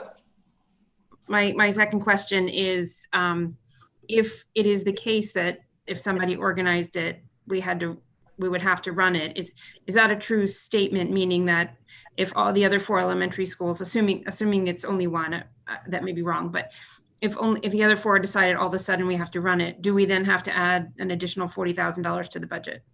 No, well, we would run something at the other schools if they signed up for it. So Jill, if I could piggyback on that. So the 10,329, is that the specific costs associated with running the intramurals at homes? I think that's the entire. That's the allocation for if you were to run it at all 5 schools. So that account is always under budget because only Holmes has run it with a Darien Public School employee. If we were to eliminate intramurals and cut this line item, we would not be allowed to have Darien After School run intramurals because it would be considered contracting out bargaining unit work. So we couldn't have like the 4 schools use Darien After School and Holmes, which is currently using Darien Public School employees. So if it's cut across the board. So following up on that, Mr. Rudel, and to me, it just, the way I look at things, why wouldn't that cost be in all the RCs and just shown as not being used and being transferred at the end of the year? I think it does beg the question, is there an equity issue? It looks like one school is spending $10,000 on an intramural program and the other 4 schools are not. Is it just the way it's always been accounted for? So it's always been reflected in RC 11. The Holmes is not spending 10,000. It's roughly about 2,000 is what they're spending. And then the other 8 represents what's not spent at the other 4 schools. So it's just how it's been rolled up from a budget process. Right. If we wanted to delineate it and push it out into RC 5 through 10, we certainly could. And what you would see is that the 4 schools, it would be a budget with no expenditures against it. And then at Holmes, right, it would be a budget with the expenditures against right. it. Thank you for that clarification. Mrs. Achman. So it's a stipended position within the budget. So it's resided in Holmes because Holmes is the only one that has taken advantage of it. So at the moment, it looks as if they have the whole budget. However, I don't know that anyone's running a $10,000 intramural budget. So I just think that we need to be aware of both the contract and the implications of doing this. The other schools have chosen a different way. However, it's a contractual agreement. Thank you, Mrs. Achman. Mrs. McCammon. So, Alan, can we just distinguish? I know that each of the 5 elementary schools offers something beyond the school day, but it is not how many schools actually run intramurals? I think the only thing is Holmes, an AM program. I think flag football is it at this point, or has been it. Thank you. So Rich, just a little history here. So I want to open the budget book. So last year, was this a similar amount, and was it just only drawn down for the cost associated with the Holmes program and the rest was swept and used elsewhere? Correct. Yep. Okay, thank you. Mr. Sini. So just so I'm clear for the accounting, we over budget in this one line item, and then it's distributed to other schools and ultimately spent, or are we consistently under budget on this line item? So the budget stays in RC 11. We don't reallocate it to the schools. So we budget assuming all 5, because all 5 have the opportunity to run it. We'll run it. But historically, only Holmes has run it. So you essentially have, roughly $8,000 that just goes unspent, and then at the end of the year it gets returned to the town, or it's a transfer. So for fairness or equity, we're budgeting for every school, but in reality, the budget, those dollars aren't spent. And typically, if you go back the last 5 years, right, whatever, 3/4, if not 80%, are returned. Correct. All right, thank you. Thank you, Mr. Sini. Mrs. Sion? Well, I just want to be clear that every year we post for an intramural coordinator at each of the 5 schools, because the only reason we could run things through Darien after school is if no bargaining unit member took the stipend. So we do offer it to everyone every year. I think that's why we've been budgeting the full amount. So the pieces continue to come together. Thank you with all the pieces. Mrs. McCammon had her hand up. Okay, Mrs. Achman. I was going to say what Mrs. Sion said, but you said it much better. Thank you, Mrs. Achman. Mrs. Ritchie. So just to be clear, the other schools do have similar programs, but they are running them through Darien after school. There are programs. Yes. Is that correct? Yes. Okay. Because I saw someone shaking their head, so I just want to make sure. So there's no bargaining unit member at the other schools that wishes to be the intramural coordinator. With that, we are allowed to contract out to outside contractors, or the PTOs can. Should we not offer it, we can't contract it out because bargaining unit members must be offered the ability first. So you almost have to budget for it unless you'd like to kill intramurals at the elementary school, or end them. Sorry, kill is the wrong word.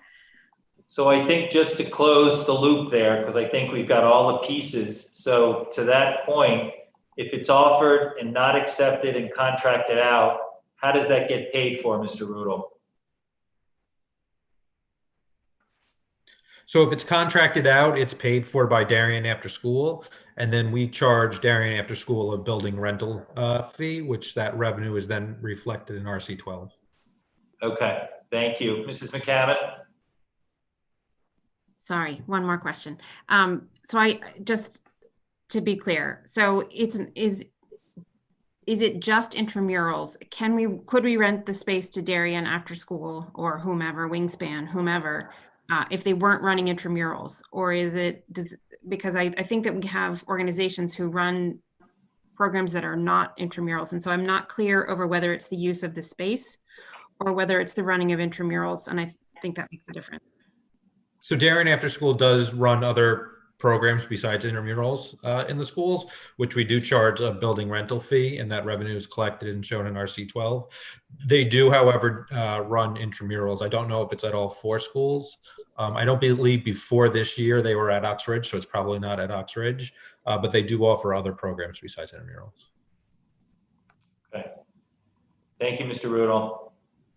All right, any further questions around that? If anything, I think we've all been educated on it. Thank you. Moving on, RC12, maintenance consultant services, eliminating the building condition study, $216,000. Any additional questions or comments around that? All right, speak up if I miss you. Thank you. I'll speak up. Okay, Dr. Adley. I think the actual number now is closer to 130. Maybe Rich, you could sort of confirm that for me, but I just want to make sure that if it remains off, what are we using to predict what we need for the maintenance and upkeep of the buildings? And it just concerns me that Mike has a tremendous institutional knowledge and ability, but that just concerns me Richard, is it closer to 130 or? So we did reach out to 3 different vendors. We got a quote for about 230, 130, and then 125. Rich, anything at a high level? Why such a spread? So the 2 that were towards the 125 and 130 have done work in Darien in the past, extensive work in Darien in the past. And so part of that historical knowledge kind of plays the role in the price. No matter what ends up happening, we would have to put it out to bid given the threshold of the study. Right, thank you. So I'm just noting for the board, it's just a concern in the complete elimination of it. Okay, but it's nice that Rich did some homework and we've got kind of a range of pricing associated there. Thank you. Okay. RC15, technology, new computer equipment, eliminate first grade displays. Any additional comments or conversation around that? Mrs. Parent. Can you just remind us as to where they are in their lifespan, and if these do get cut, how how greatly is the impact on the classes? Are the classroom teachers still going to be able to use them as they do this year, or just how dire is the need? So these are about 15 years old. So they're running out of the software that goes with it. They're not used in the same capacity as the boards that we're talking about here. And honestly, we deferred these smart boards. We deferred these silent boards last year. So it concerns me that we're deferring it again. So I'd strongly advocate that we keep this up. Our technology is something that we need to continue to promote, use. This doesn't keep it going. Ideally, it'd be lovely to have K-2, but certainly having the first grades, because what we're talking about is a difference between a smart board and the board that we're on right here in the office. It's a computer on top of it. So instructionally, we're losing out there, and there's not going to be any upkeep of those boards if they go down completely. So they're 15 years old, and it's just trying to get another year out of them. But I would strongly suggest that we don't, because it was in the budget for last year again. Mrs. Ritchie. So just for clarification, Dr. Adley, you said we deferred them last year, but I don't recall as a board deferring them. Was that something that the administration did, or did I forget that the board deferred? Well, maybe I forgot, Mrs. Ritchie, that it was us who actually deferred it. If it wasn't on the list last year, but I thought it was on the list last year. Maybe my memory fades me in that regard. Was it on the list? I may have forgotten. No, the administration deferred it. Yeah, but the administration, they didn't even get that far. My apologies to the board. But it was deferred by us too at the time. I would strongly advocate that we would keep that. Okay. Thank you for the correction, Ed. All right, continuing on the same conversation, RC15, technology, new computer equipment. Note, eliminate non-classroom teacher desktop replacements, $10,065. Mrs. Ritchie. So I'll just speak on this. And the reason I did this was not because, I guess what I'm hoping for is that we can find a device that comes in at a lower price and get it to everybody, because I don't think we're going to be giving desktop computers to our teachers anymore. And it would make sense to find a more efficient way to deliver this potentially to everybody. But I just want to, it's sort of my flagging it to make sure that we're really efficient when we're looking at purchasing these things and not over purchasing things, getting the best price, finding the right device at the right cost.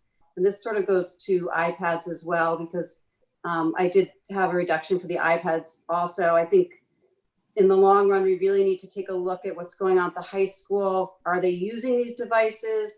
Should we make it an opt-in program at some point? Because I know a lot of people that have their iMacs and they don't open up their iPads. So I don't want our taxpayers to fund a bunch of iPads that are going to sit off to the side and not be used. So I really want the technology department to take a hard look at what we're spending on technology and make sure that we're delivering the best we can for our students and our taxpayers. Thank you. All right, so that also covers RC15, new computer, reduced 24 iPads. So any additional conversation or comments around that? Ms. Ritchie, can I just clarify, just because I just wonder where that leaves us in terms of, I hear you and I appreciate it. I think, Deb, I think you're talking about that you're not suggesting that non-classroom teachers don't get them replaced, but I hear you saying just to take a closer look at the actual purchase price for these as opposed to the proposal that's here. Is that right? Right. I know when it was proposed that the price was, I can't remember the exact dollar amount, but it came in as a desktop, and I don't know that it's really something that the teachers should be having anymore. I think we should be looking at a laptop or an iPad or something else that can get them what they need in terms of a device, but just giving a more efficient and more economical delivery where we're still getting the product that our teachers need, but we're looking at what other options are out there. So that's sort of why I put that on there. Thank you. I think that gives me that. Thank you. Thank you. Mrs. McCammon. It's a question for Deb. Deb, is this, are you looking for a budget cut, or are you looking for them to review their strategy on what type of devices they deploy? Well, I'm looking for a budget cut, and as we move ahead, especially when it comes to the iPads, I really want us to take a close look at how we're budgeting, why we're choosing these devices, and specifically at the high school, are they working? Are students actually using the device? Are they being integrated? And is an iMac, just for example, is an iMac going to work with our curriculum? Can our students use that and still participate in everything that they need to? So I think for me, it's just a broader discussion that happens outside of the budget process as well. And I think, Mrs. Ritchie, one of your concerns too is the use of desktop versus having something mobile as we go in and out of various hybrid, remote, and in-person learning. A desktop just does not seem to make much sense nowadays. No, not at all. So I really think that we have to be very thoughtful when we select the device we're going to give our classroom teachers. Thank you. We'll keep moving. RC 16, administration, consultant services, eliminate demography report for enrollment projections. Look for any board comments or questions. And Dr. Adley or Mr. Rudel, any additional information around that? I would just say that if it comes to the 16 round, right? We are. If it just comes to this, I will say in my past, I'm used to doctoring the numbers for better or for worse. However, it does come at a wee bit of a price in the sense of the various grade level transitions, particularly between 8th and 9th for students who may make a transition to private school. The homes, the sort of the inclusion of new homes and families in homes, and also kindergarten. Those are three big areas. We also have this is also a COVID year, so making that change, we just won't get the level of detail back and analysis back that this board, I think, is accustomed to in terms of the questions that it asks, the research that it looks for. We just won't be able to provide it at that level, but I'm anticipating that we know that. Okay. Mrs. Achman. So I think this is down as my cut, although I don't think it was, but I would support it. I think my question would be, is we had a full demography report this year. I think the unknown is the building projects for which we would not be proposing. We're not looking at that. We're not doing that sort of study because we've already done it. So we've had an in-house projection that has been fairly accurate. And I certainly am not opposed to demography studies, but I think the board needs to consider whether this is the best way year after year to be spending money. $10,000 is not overly impactful to our budget, but I think on a rolling basis, is this what we really need to do annually, or can we rely on our current practices and maybe look at every other year or every third year? So unless I heard that this demography study is doing something unique, I would support cutting this from the budget, because I don't know that we need to do it every year, and we haven't so far. So I would need to understand the change in practice. Mrs. McCammon.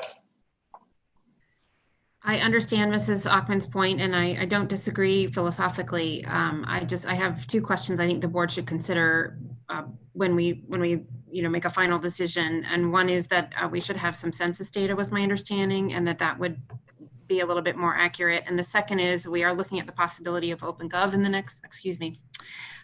choice in the next 2 years. And I think that we need to do accurate enrollment modeling with that. And I think that's an important component of understanding the full programmatic implications of that decision.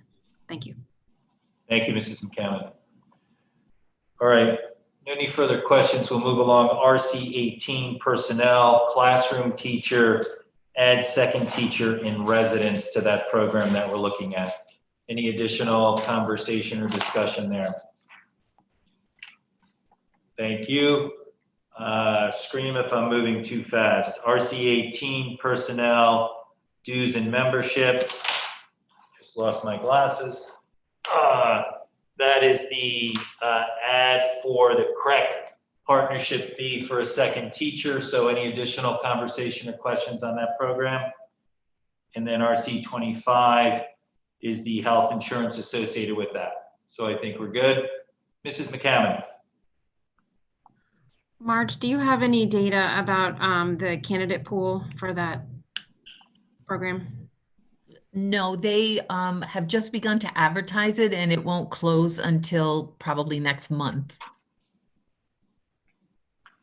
Marge, just a quick follow-up question.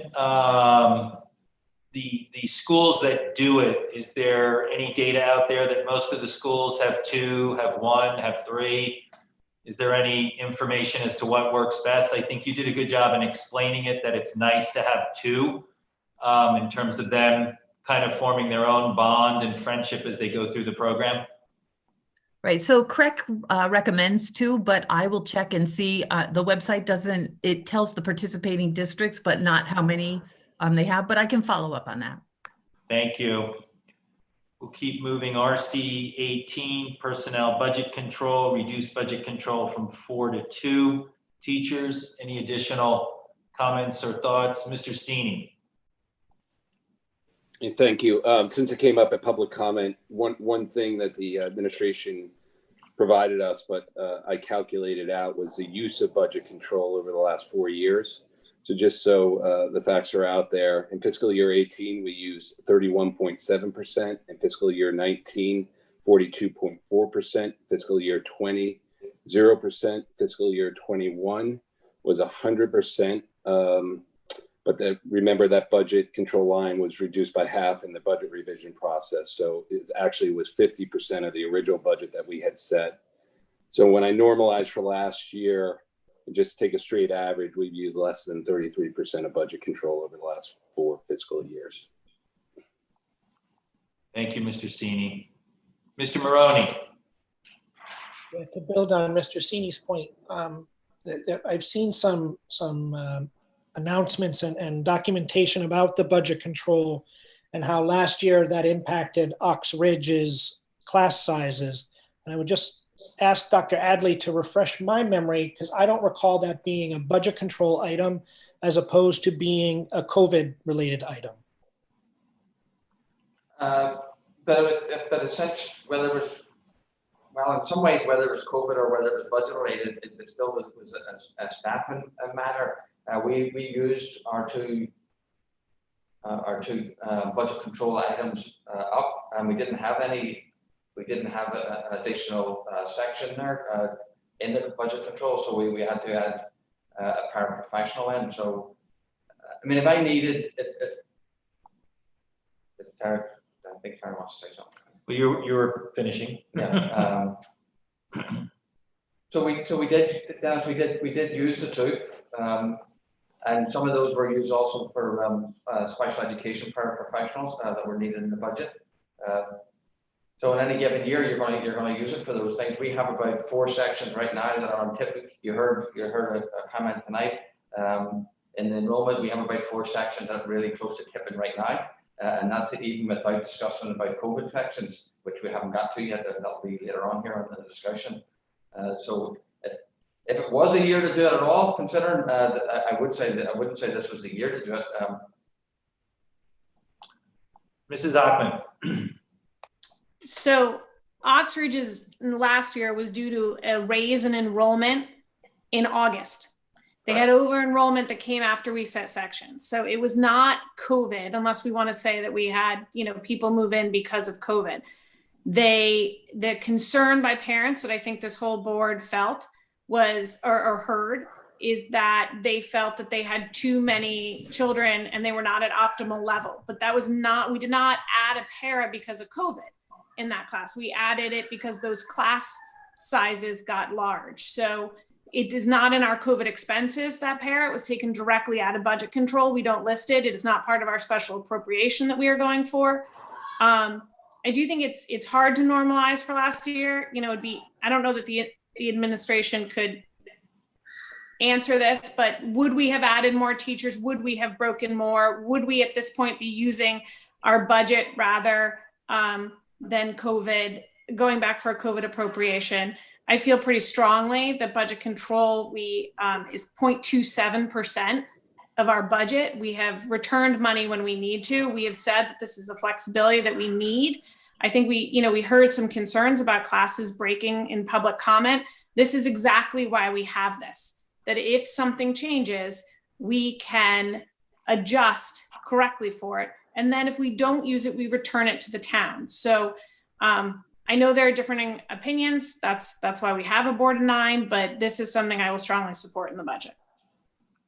Thank you, Mrs. Ackman. Mrs. Ritchie? Just to add to those comments, I think in another year, if I didn't see 4 sections pretty close to tipping and breaking into another section, or for schools having that possible break, I think I would potentially consider look at budget control. But at this point, we have 4 of those potential breaks happening in our budget, and I think it's more prudent, and it's actually more fiscally responsible for us to have that flexibility and hire those teachers when we need to, which is in August, and not have to worry, are we going to have the funds down the road to make sure that these teachers can be in place? We need to be able to hire them in August, and I think this gives us the ability to do that. I think it's a great budgetary tool. And like I said, in future years, if we don't see those 4 potential breaks, then I might be up for discussing a potential reduction. But at this point in this year and this proposed budget, I really think we need the 4 sections. Thanks. Thank you, Mrs. Ritchie. All right, thank you. Moving along, RC 24, special education, contracted occupational therapy, restoring the variance year over year. Any other conversation or discussion around that? All right. Mrs. McCammon? I just wanted to understand what is meant by restoring the variance exactly. Are you just going back to last year's? I think this was you, Terry. Yes, I believe there was a $10,257,000 decrease year over year. So the goal was just to restore it to the same dollar amount. Thank you. Sure. I think Jill, did you need clarification on that cut? Or on that ad? Sorry. Yeah, what was, if you had something that was driving it beyond just the dollar amount? Sure, I've gone back and I've looked at our transfers. These 2 lines are lines that we continually transfer into year after year.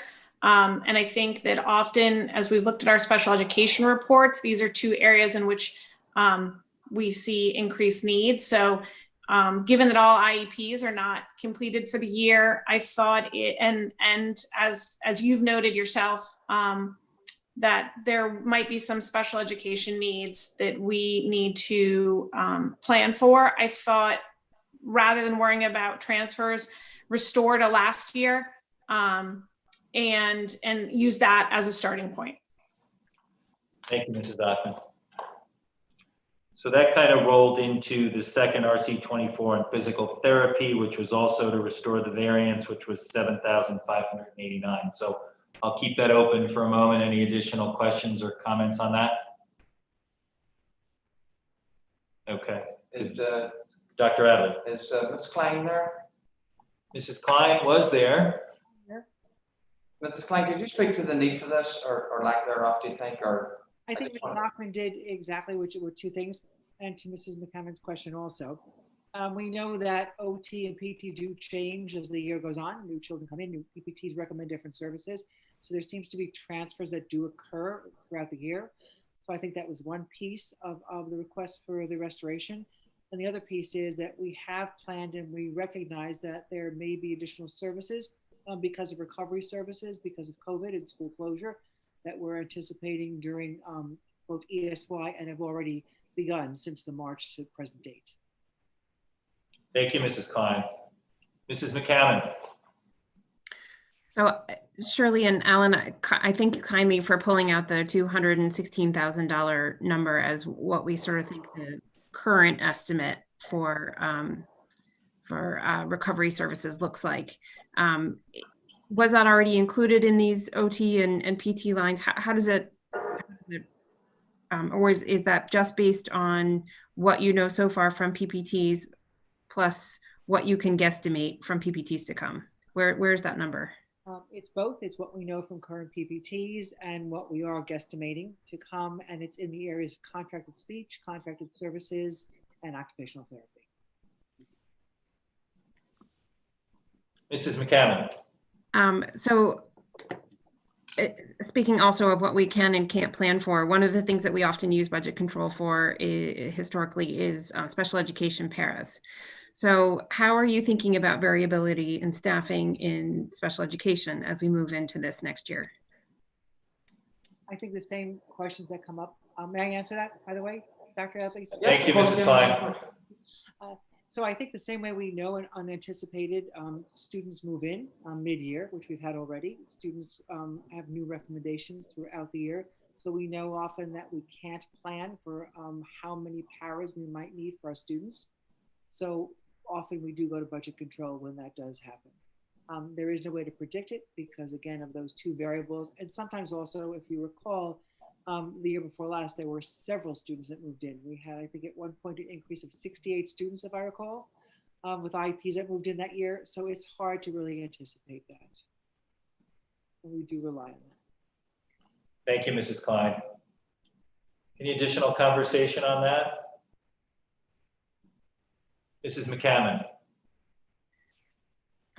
Duke, have we ever gone to the Board of Finance to use the $100,000 special ed reserve that they have? And is that something that we would be thinking about utilizing in this coming year? I guess I say that to you, but I guess I address that to the board in general. My understanding, it has to be a very specific request associated with special education for that. I don't know if Mrs. Klein or Dr. Adley have additional comments, or Mrs. Achman, I know, was part of it early on. Mrs. Achman? Well, it predates me. However, I do think in terms of need and request that it needs to go through the full appropriation process. So while I think our Board of Finance would be willing to certainly meet our needs, we need to recognize that that process in and of its nature is somewhat bureaucratic. So the flexibility would just need to be predictable, planned out, so we could go for all the necessary appropriations.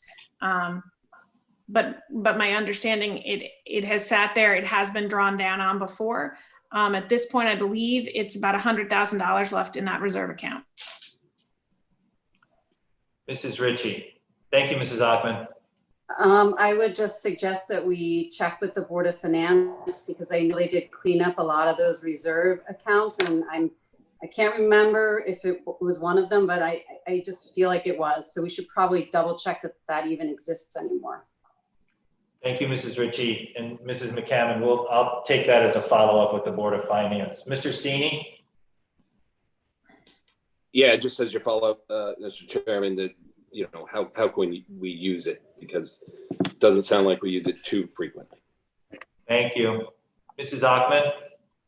So the idea, again, goes back to budgeting, and we need to budget for what we know for.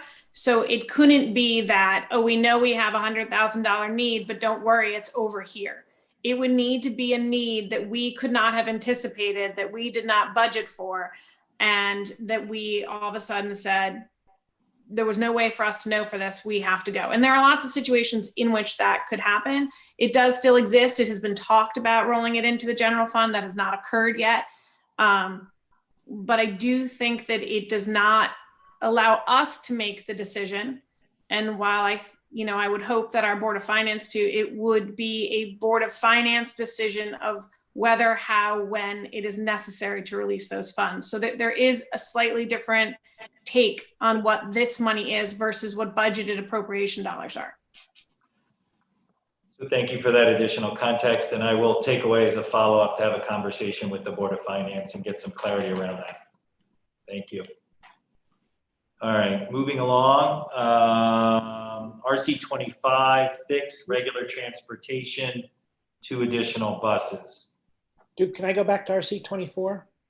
Mr. Maroney, you can go back to RC 24. Thank you. So I know this is a little irregular, but I'm in listening to public comment and hearing the member spokesperson of Darien CPAC request to cut $146,586 out of the budget has struck a chord with me. And I think we should have further discussion as a board on this.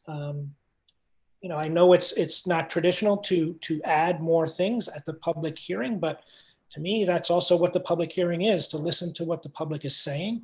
And I would like to propose a cut of 146,586 for the SDS facilitators administrator position.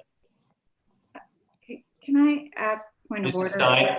The point of ad cut night historically has been to signal to the public what we're looking at cutting or adding, and doing it post public hearing doesn't afford the public an opportunity to have their voice heard. So personally, I don't think we should be adding or cutting after we formulated the ad cut list. Mrs. Parent? I will echo that. I am very uncomfortable adding something on at this point in the process. I think that was the purpose of last week. I think that, you know, doing this now does not afford the rest of the public to chime in on this, and I'm incredibly uncomfortable at doing anything more tonight. Mrs. McCammon? I respect the points that Mrs. Parent and Mrs. Stein are raising, but I do agree with Dennis that we do need time to reflect on what we hear. When we see John pulling his swim cut based on public comment and what he's heard, and some further reflection on you know, doing something from a policy perspective versus from a budgetary perspective. So I will agree that I've also received some phone calls. And I think there is public comment before the next, before we actually vote. So I certainly think that when at all possible, it's absolutely appropriate to get things done in a way that allows people time to respond. But I don't think we've cut the public out of the process if we have further discussion tonight or in the future. Mr. Sini? Mr. Sini? Yeah, I'll just weigh in on the process, and we do have public comment next week, so the public will have the opportunity to comment. I did, waive the cuts, not based on what I heard, but the focus on policy. So I just set precedent this evening. And so I think it's, and by the way, I think we addressed this late into the meeting last week. So, there might've been some foggy minds that might've missed this. So I think we should give people the opportunity to make some revisions. Mrs. Ackman? So I think there's a couple things going on here. One, I don't think that we, as a board, I think we take in public comment. I don't think we make our decisions based on public comment. So I guess my question would be for Mr. Maroney, what new information do we need to discuss about this? I think we've had whole parts of our meeting devoted to this. We've had presentations on it. It's been on the table since the very first presentation, including kind of a glimpse into what this might be in December. So while I do think board members probably have the right to make adds or cuts, and it's their duty. I guess my question would be, what else would you like us to discuss other than the comments from, I'm sorry, my dog ran off with my notes. I know that sounds crazy, but my dog really did. He wants to go out and I'm ignoring him. So I don't know whether it was an individual or a group that made it. I don't have my notes in front of me, but from one public comment on the issue. So I think we can have discussion on it. I think it's unusual. I think that we try to do this so that the whole public, plus and minus, gets to weigh in. But what else are we looking for? And while it was late in the evening, to Mr. Sini's points last night, this is not a new issue. So I would really need to hear something compelling to kind of break what is a long-standing precedent of adding at the last minute. I would just add, I heard probably more comments supporting it in those conversations this evening. I think if I go back to those long nights, but even subsequent information that's been sent out, I think we asked a lot of questions. Initially, I think presentations came back to the board, very detailed presentations about roles and responsibilities and pros and cons. So again, look, happy to have the conversation, but what's the end game here? I think that's what we have to ask ourselves. Mrs. Ritchie? So I just wanted to clarify and differentiate. Tonight was a public hearing. This is when we receive information from the public. And public comment is different than a public hearing. So I just want to make sure people understand. And historically, we have not changed. And so I know Mr. Cini is taking his item off, but we don't actually technically do that until next week. All these items stay on. We don't pull anything off this list. And it's very extraordinary to now have reopen a conversation about something that we have talked about. The opportunity was there to put this item on the list. And I guess I've heard both sides of the argument on this particular item. I have enough information and I'm comfortable with the cut ad list as it is. So I just wanted to make sure people understood tonight was a public hearing. Public comment is different. And this goes against what we typically do in this process because we want our public to come to the public hearing knowing our intent so we can have a good conversation. Thank you.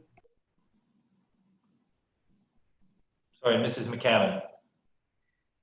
I will say that one of my primary concerns in this moment is that we are, yes, we do have our traditional ways, but we are in an extraordinary year.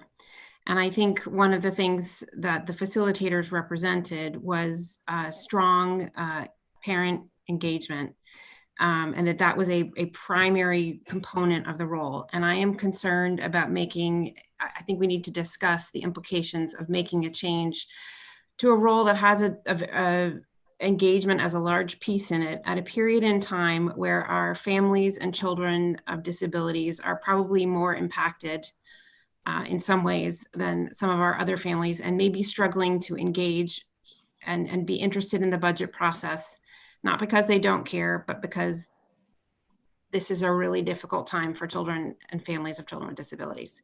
So I just want to offer, kind of in the same spirit of not changing team teaching, that my question is whether now is the right time to change the facilitators. I have to say, Stein. we've had, Jill and Dennis, you've had opportunities you could have added this last meeting, and we had the presentation, we've had public comment by some of the speakers tonight on this very topic. So I'm a little confused as to why it is now being added when it could have been added during ad cut night and followed proper protocols. Nothing has changed. Mr. Cini. So I'm kind of still a newbie here, but if I heard something tonight that changed my mind, how do I make a revision to the proposed budget by the administration? Wouldn't I have to add this to the ad cut list? If you had something that changed your mind based on some change in facts or data, but I think we listened to someone's opinion on a specific program. I think we've had all the facts and the presentations and roles and responsibilities and pros and cons, and it didn't come up for any discussion or ads or cuts at the last meeting. So while we listened to public comment, we've listened to it all along, I think we want to make sure the public understands, the process that we've gone through.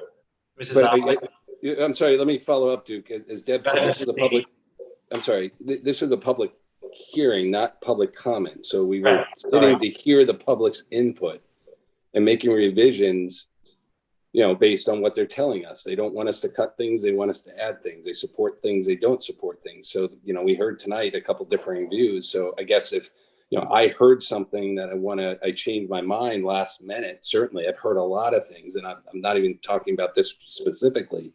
How do I then make a revision to the proposed budget at this point? Or is it too late? Is that what you're telling us? You can make a motion if it's like we said, there's no reason you can't make a motion and go through the process. It's just not how we've normally done things. Mrs. Achman? So picking off of what Mr. Cini said, I think the onus is back on Mr. Maroney. What is it that you need to know? What is it? Are you suggesting this as a cut because you believe it's a cut? I think we need to be very careful, as we've discussed in the past. You put something up because if you believe that it's a reasonable cut, at this point, it's not up for more discussion. If it's more discussion, let's have the discussion now. What do you need to know? What can we do? We've got Mrs. Klein, we've got Dr. Adley, but this isn't, let's either do it or don't do it. Let's fish or cut bait. Do you need more information? let's have it out. Or do you want it as a cut? And while I agree this is practice, and I do think it's breaking precedent, board members have the right to put adds and cuts on the list. But I do think, Mr. Maroney, you then owe it to your board members who did their homework and were ready to go last time to explain why now, what's different. And I think then this board has to have the discussion really tonight, because you're asking us to consider something that we've been doing all of our work on the add cut list. So let's have it tonight so we know how to make a decision next week. That's fair, Tara. And so my big concern and what I heard is about this inclusivity part, and I'm really struggling with, are we alienating members of our student body by creating this assistant principal position? And are we dividing as opposed to bringing together and being inclusive of our student body? I'm struggling with that. And I realize that this is not what we normally do, but I think I heard, to me, it's a big ask when parents of special education are asking to cut the special education budget. Is it appropriate, Dr. May I just respond to the inclusive piece? And Thank you, Mrs. Klein. Thank you. Thank you, Christine. And I hope that our presentation was compelling or really addressed that, because I know that was the question. And just like there are some parents I hear that are not in agreement, there are several parents that are in agreement, and all members of the school community, because we not only decide this on our own, but in concert with the principals, with the assistant principals, with the teachers, with the related service providers, with the general education staff and the entire faculty. And I hope what we said is not only do I don't see and I disagree, I see it as, and I hope I present it as inclusive. The same way that our current assistant principals and principals are inclusive and they practice inclusivity. And to Mrs. McCammon's point, totally understood. And I think the first points we made in our presentation were that we are not only going to maintain the position of the facilitators, and one of the foremost things was about parent communication and reaching out and maintaining that, but that would not be compromised. It would be maintained with the same integrity and fidelity. And if anything, there'd be opportunity for administrators to follow up on some of those recommendations and practices that happen at PPT meetings. This is to enhance the current role, not to compromise it.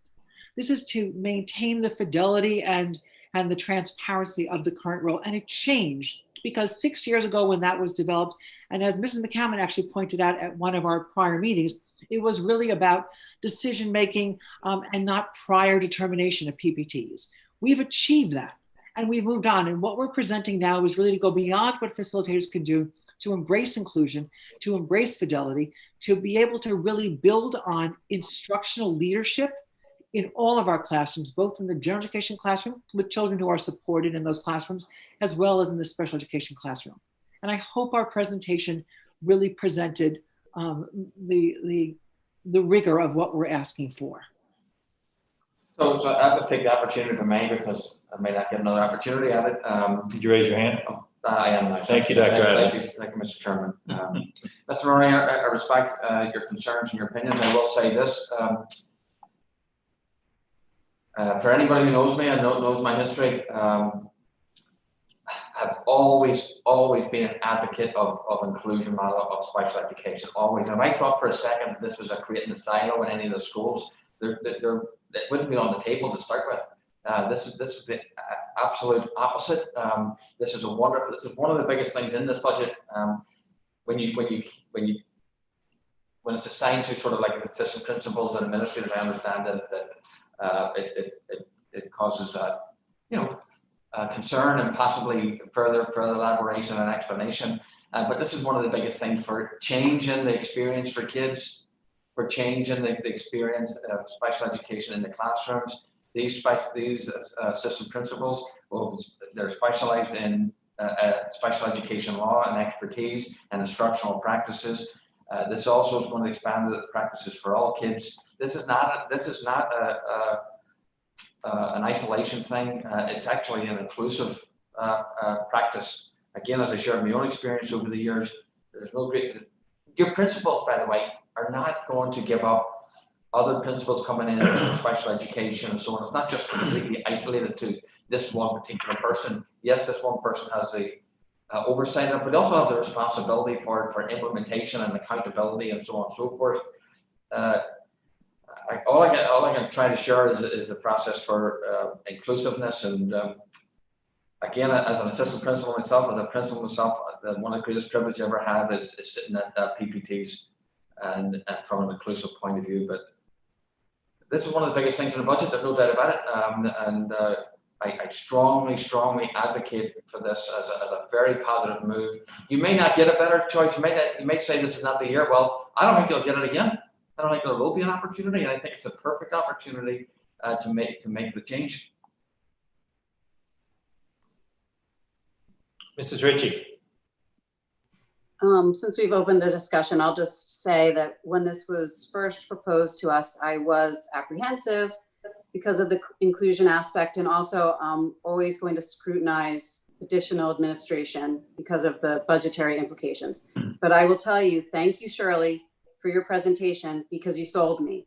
I see the benefit, I see the need, and I fully support this change. So thank you.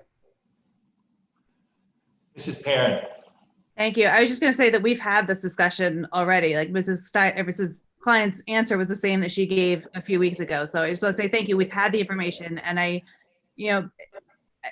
what else to Dennis and to Jill, what else do you need to know? What other data do you have? Because we've had all the information put forth, and I personally would just like to move on. I'm in full support of this. I think people have been pretty clear in public comment in the previous meetings. I'm counting in my head 4 times that this conversation has come up in public comment where people have presented it to us for further conversation and dialogue. I think it really drove the additional presentation that Mrs. Klein made to the board. So, happy to keep the dialogue open, happy to take a motion as should be done and as is respectful to all the board members. But I look to those folks raising the question as to what additional conversation or information you're looking for at this point, or if you want to move forward with a motion. Yes, Dr. Adler. You can't make a motion. It's a special meeting and there's no action, so we cannot make a motion. Sorry. I'll just share for a quick perspective of 4 of the schools that have done at the elementary level. And I think some board members actually attended some of them, so I'm certainly not speaking out of turn. I think that for those of you who are there would agree that there's a high level of support for this among the parent community, at least from those 4 schools. So Deb, the expert or whoever, can the board member add or delete? It's a special meeting, so we can't put on an action item, but I guess they could, I don't know, I guess we could we just add it to the. You don't need a motion. No one moved the other week to put things on. Every board member had the right to put things on. Mr. Maroney or any other board member, while unusual, and I'm sorry, highly unusual, could do it and could do it without a motion. You don't need action by the board. None of us took action the other night. Thank you for the clarity. Well, so Duke, what or Mr. Deneen, what my hand was raised for originally to say, as context, I think part of the most powerful part of Mrs. Klein's presentation, and she addressed this question several times, this is not the first time, was that the inclusion issue, and while it's not always what other districts did, we have the Westport model. There have not been claims as far as we know. In fact, the district has reported that it has helped the program. I feel like if parents really felt that this was exclusionary, we would be hearing that, and kind of professionals talking to each other wouldn't bring it. Now we don't make decisions of what people do in New Canaan or Westport or anywhere else, so we have to do it ourselves. But again, I'd go back to Mr. Maroney and Mrs. McKim, I saw your hand, so I'm not leaving you out on this, but what is it that's so compelling that you've heard tonight? And then I think you have to decide, are you putting this on as an add or a cut or making an adjustment? But part of that, I think at this point, the board needs to know what new question or information you need or have felt in order to do so. Mr. Sini. I'm going back. The process was somebody made a suggestion or questioned whether or not this item could be added to the add cut list. And we're debating the item now, and it's not even on the add cut list. So let's make a decision and then move forward. Yes, unusual, but we did hear from CPAC, and there was some compelling argument. Now, I'm not weighing in on either side, but from a proper process standpoint, a board member should have the opportunity to put it in. And the public can make comment next meeting, and we'll vote on it at that point. Thank you, Mr. Cini. I have no issue with adding it as a cut or however it wants to be presented, but I also need to understand from a timeline perspective and from a work perspective, what additional information may be required, or is it that you need over and above what we've had out there? It's a tight timeline. These things require a lot of work over and above the day job of the administration. So what other information do you need to help with your kind of thought process through this? Mrs. McAdam. I don't need any information. I just think it's something that we should discuss. I mean, there's items on here that we all don't agree on. It doesn't have to be a 9-0 vote to put this on as an add or a cut. So Dennis, we're discussing it, and I'll sit here all night because I'm not kicking the can down the road again. All right, let's discuss it. If you have nothing further to discuss, then add it or let's move on. I would like to add it as a cut. Is there any additional information you're requiring from the administration to help you make this decision? I am not. Thank you. Mrs. McCammon. I would just like the separate but equal question answered, and maybe for next week. It doesn't have to be tonight, but I think that's I think that deserves some consideration, please. Could you just, Jill, just kind of clarify that again? I'm not sure I fully understand. Sure, there was a statement during public comment that there were concerns that this was separate but equal, and that's just something I think that we should pay proper attention to. So Mrs. Klein or Dr. Adley, can we have further discussion on that this evening? I'd be glad to respond to that, Mrs. McCammon. I'm not quite sure what the intention was of separate but equal. I only see it as equal. So I don't know the best way to address the separate piece. And again, I hope that in our presentation, the equal is that administrator has the same responsibility as the other administrators, but has different expertise to add and to help improve instruction and support learners. So I can't really attend to the notion of separate because that's not my lens. And that's not the lens of anyone who contributed to the idea of this would improve teaching and learning for all students, and especially in terms of SDI. So I don't see a separate piece. So I don't know how I can answer the question of separate because I only see it as equal. And I hope you know that that's my belief, in terms of all of our practices.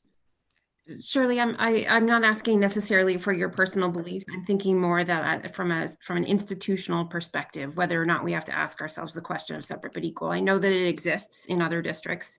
I think that when someone says separate but equal, you just have to pay attention. So I'm just asking that.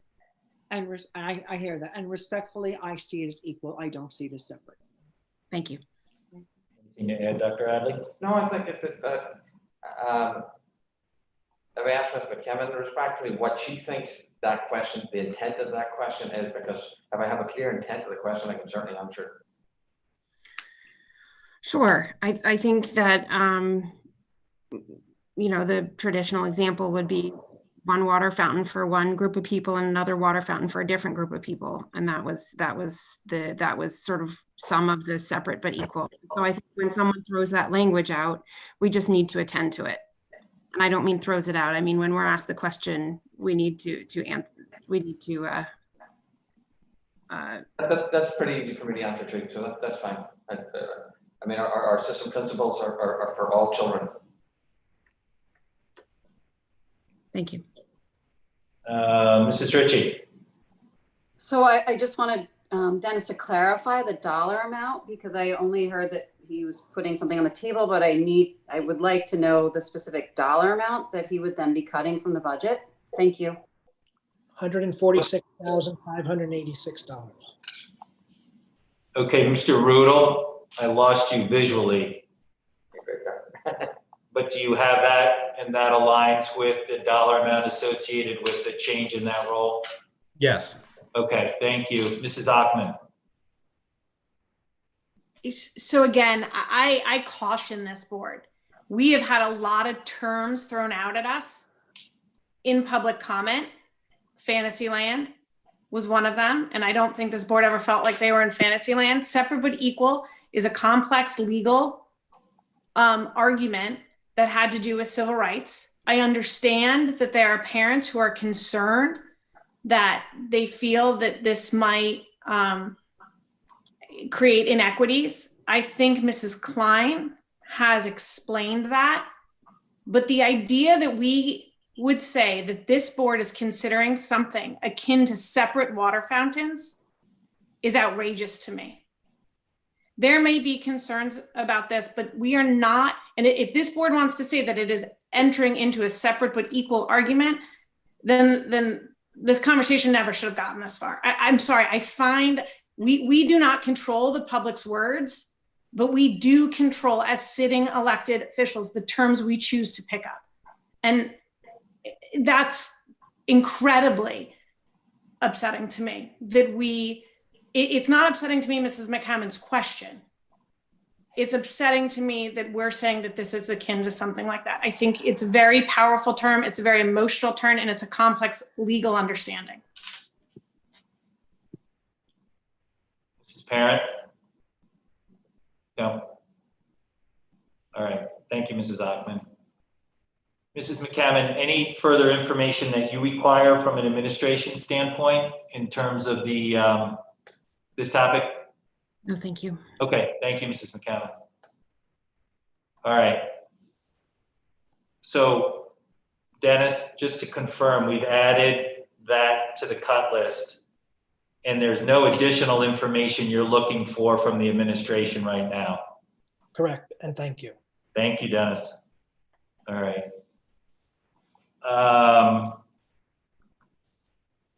RC 25, regular transportation, 2 additional buses. Just to recap, at the last meeting, there was a motion to not change the policy, which was voted on and accepted. And there was also a motion not to change the walk radius. So while this is in here and we'll vote on it next week, just to recap what happened at last meeting. Any further conversation or discussion around this? Mr. Cini? Sorry, just repeat that, dude, because I think we voted not to increase the walk radius and not to increase the number of buses on a test basis, right? Correct. Not to change the policy and not to add the buses for a test policy. Yeah, so I guess whoever put this in, I just want to understand if we're to approve it, where would these dollars go? Because the board has already said no to changing the policy and no to 2 additional test buses. Right, and I think these John, were. I added it, and it was prior to our policy conversation. So as I've stated before, I'm not removing, I don't have the power to remove or add things right now. It stays on. Got it. Thank you.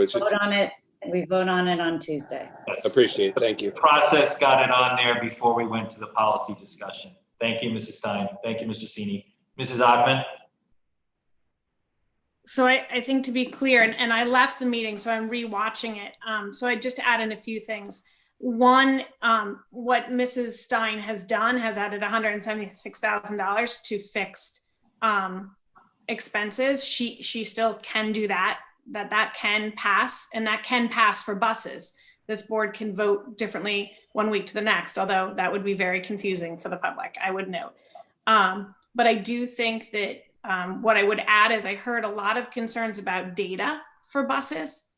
What I didn't, and I would disagree that we need more data, or again, I would ask the board what data they need. I think the question really is, do we need to have experience? Because rider experience is very different. We can have all the data in the world. We have yet to put in buses and have the experience of it. So I think I would agree with Mrs. Stein that this still stands as an add or a cut, just like we were saying all the others. Mr. Sini has indicated that he will not support, one of the things that he threw in there. That's fine. Mrs. Stein may choose not to, but not being there, I wanted to put in that I think what we're missing is ridership experience, and we're only going to have that if we have buses. And two, that this remains as an active vote until next week. Thank you, Mrs. Ackman. Okay. All right, moving on to RC 28, the COVID RC. So just to give a little more context here, Dr. Adley and myself and Rich, and I invited Tara as head of the finance committee. We had a conference call with Tom Mooney with respect to COVID RCs and COVID budgeting.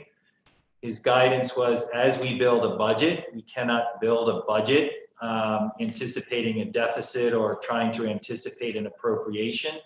So that if we feel in opening the schools next September and in building this budget right now, that we anticipate COVID expenses, and we can determine what timeline that may be, the first half of the year, the first 6 months, that we should build those expenses into the current budget that we're building.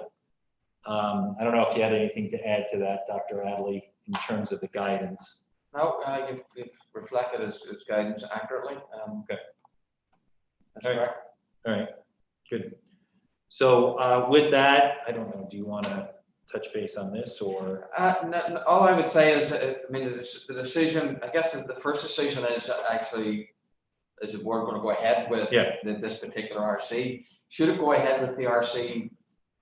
We had the opportunity just to reflect on some of the numbers that are in here and perhaps some adjustments to it. If the board is going to commit to, we would like to either plan for COVID or COVID for 6 months. I mean, at this particular point, I've actually been saying in some of the PTO meetings that I'm going that I probably anticipate that we're going to be in some sort of social distancing or COVID related sort of experience. I'm not an epidemiologist or a doctor, or I can't speculate either, but it seems reasonable that we might be in that particular situation. There seems to be some consensus that we probably will be to some degree or another. So that's the case. I've tried to review some of these that were put forward by the board the last time and adjust where I think we might adjust if we were planning for a 6-month period per se, so to speak. So I'm happy to share some of the things that would look like if that was the case, but perhaps there needs to be more board discussion about this matter. So I'll add to that also, just from a clarity standpoint, because I think there was some discussion around this too, but Mr. Mooney's guidance was that we continue to track and keep things in a separate COVID RC. He said that's the best way to do it in terms of how we've been tracking it, especially if we do go over and above what the budget was and we do have to go for an appropriation. It's easier also for tracking it that way. If additional federal or state grants come into play in the fall, there's always that option, depending on how that plays out with the government. So keeping a specific COVID RC and then also looking at what we feel are reasonable expenses, at least in the first half of the year, around COVID, around social distancing, PP&E equipment, custodial supplies, nursing, cleaning, and overall staffing. So I'll pause there and open it up for further board conversation. And we can also discuss what Dr. Adley and Rich have looked at in terms of potential line items and dollars. Mrs. Ritchie.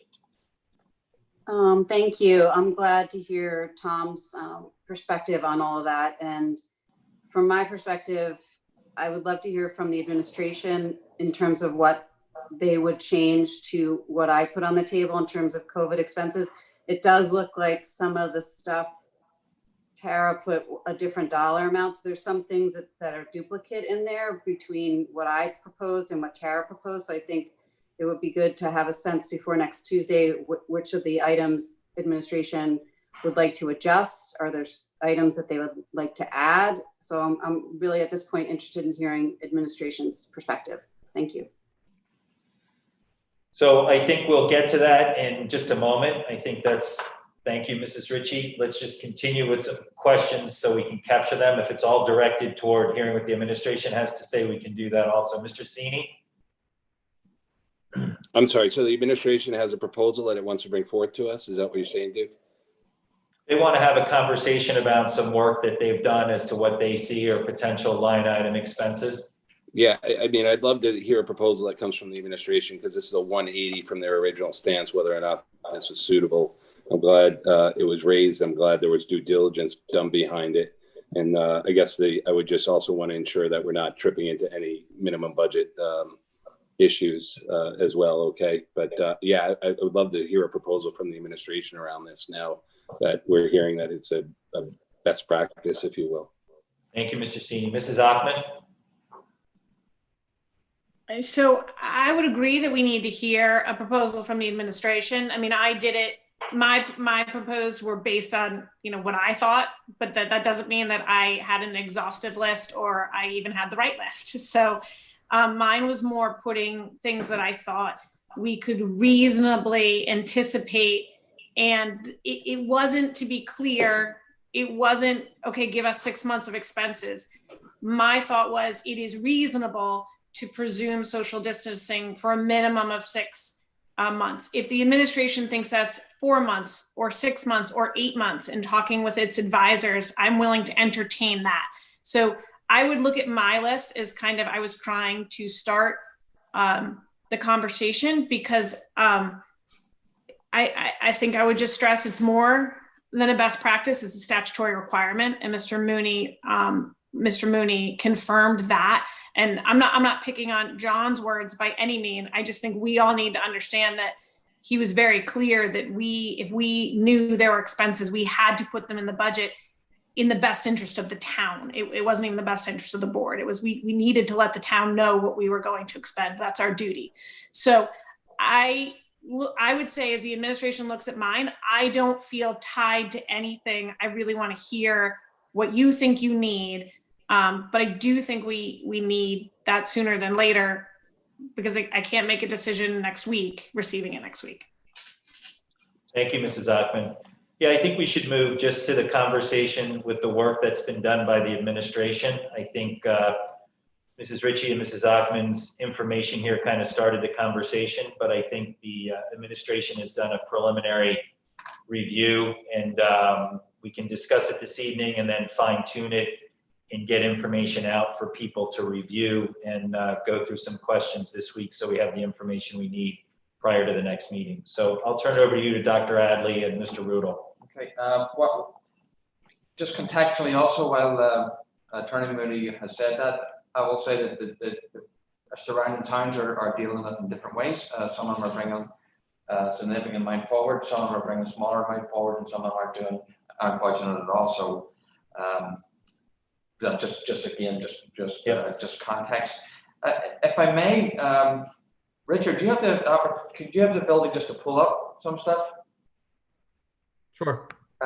Just because what I'd probably end up doing is, we did do this for 6 months, because I don't know that I have any information.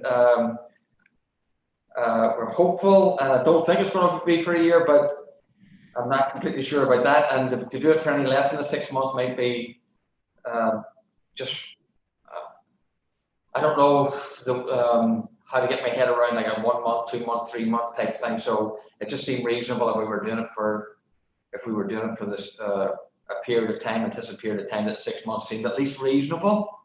And we could go from there. So my proposal would be here just to cross-reference what was put on the table at our last budget meeting, which is on this list actually. So essentially I would cross-reference this with this. Okay. And do some modifications where we thought the modifications would be useful here. You'll see that right away that we have some sections here for social distancing, and once we do the sections, you can't do the section for half a year type thing. Once you split them, you split the classes I don't think we're going to be bringing them back in again, even if it is a half a year.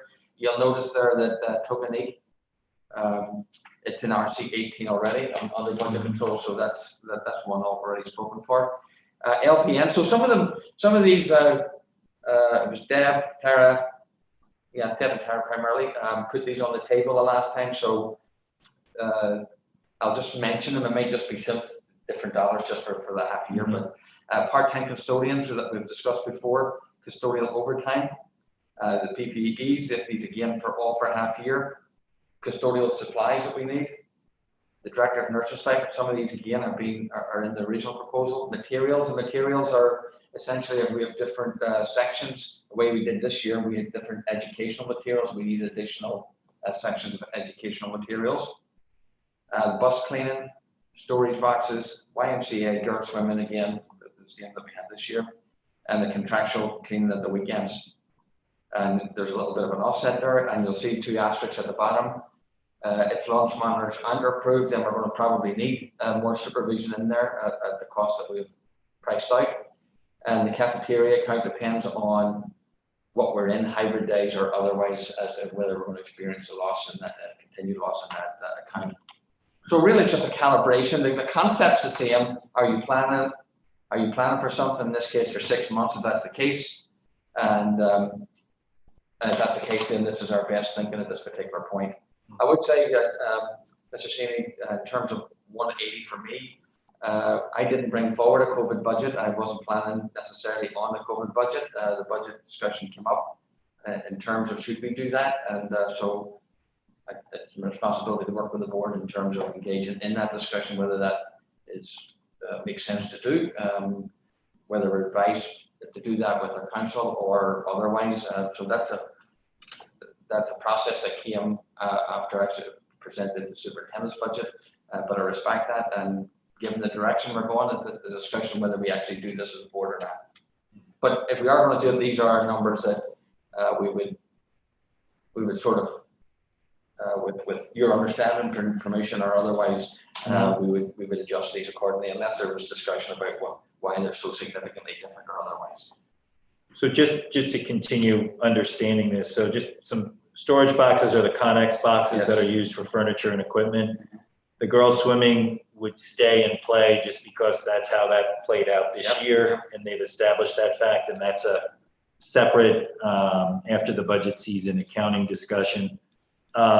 Contracted cleaning over the weekends, custodial supplies, is any of this based on in-person, remote, or hybrid learning, or is it just a best guesstimate as to we may be back full time, we may move into hybrid, a lot? Well, it's all a crystal ball forecast. Well, there's a wee bit of that, but assuming that we're in person, right, to some degree here, or hybrid.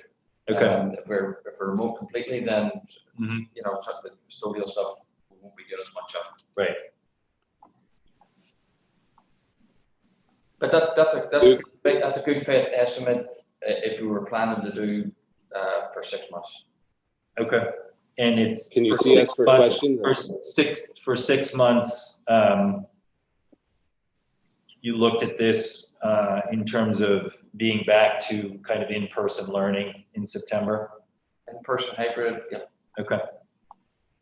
I'm not seeing everyone on the screen, so the first person I see is Mrs. Stein.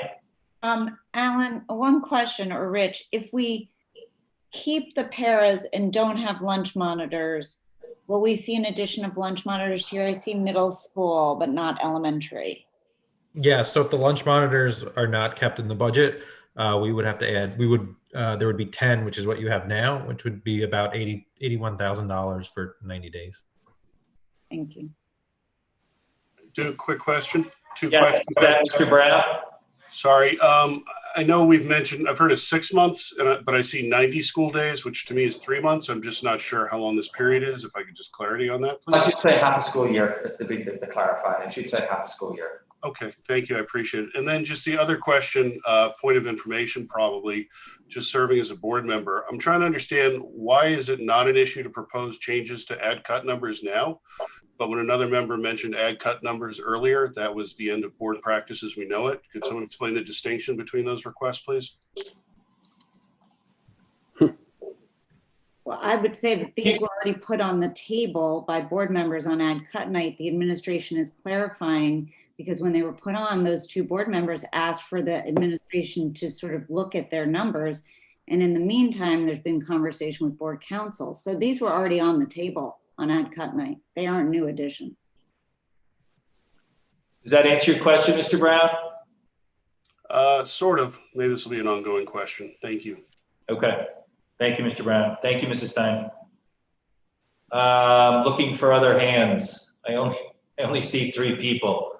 Can you take down the shared screen and maybe you can see us all? Yeah, or just speak up. Mr. Sini, do you have a question? Go ahead. Yeah, I guess, from a proper process, this is a big number, thrown late in the process. And I understand why. I'm sympathetic, definitely. But, definitely hasn't been properly vetted, even from what was proposed last week, right? I can't add the numbers quick enough, but it's a big number. And we haven't also had to have a town-wide discussion on this and how to account for it and how the rest of the town is accounting for these uncertainties. So I guess that would be my request over the next week. We, from a town practice, how's the town budgeting, for COVID going forward? Because these dollars will go into the tax base, or I should say, go into the mill rate and will be, taxed accordingly for the next year. So I just want to make sure everybody's on the same page and how we're accounting for this, given the uncertainty of the numbers too. And so also, Dr. Adley, to be clear, so you're assuming full-time, 5 days a week, in person, all sports regular in these numbers, just so we know the basis for the underlying assumptions.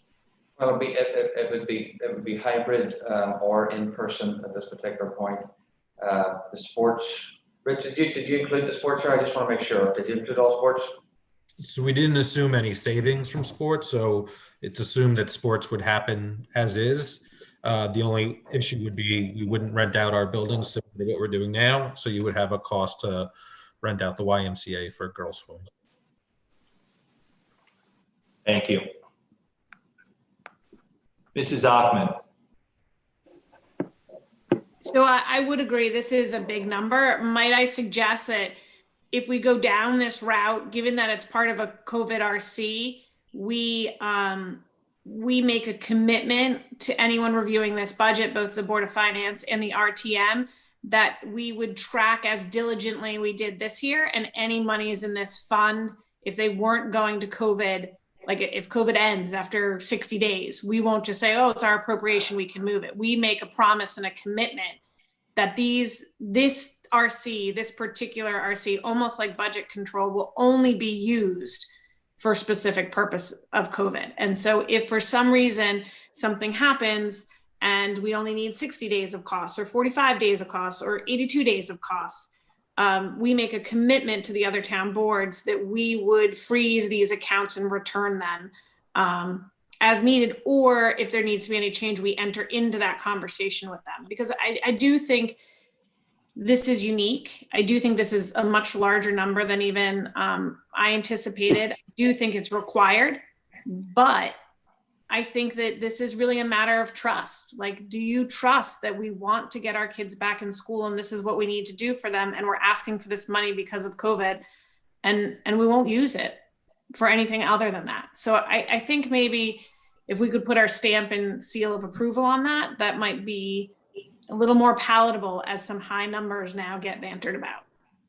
So I would, if I may, Mr. Chairman, I would also just, you forgive me for having this fleeting thought, but the conundrum a wee bit, it shouldn't be, but I mention it that, and well, just full transparency type thing. If we put this forward like this, one of my concerns might be if we have to experience a reduction for some reason or some way, that all the things that are going to go are going to be all the other things in this budget, because these COVID things are if these are critical to us, then it's unlikely, I'm thinking that we'll be reducing that. So I'm hoping that's not the case, but. Yeah, but I think, look, it's a good point to bring up, but unfortunately, I would think, and we'll have ongoing conversations with our friends at the Board of Finance and the RTM committees, that they need to look at them separately. And just because we put $1 million on the table for what we see as COVID expenses, that we've done a good job of tracking. Rich and his team have done a phenomenal job. We're going through the appropriation process.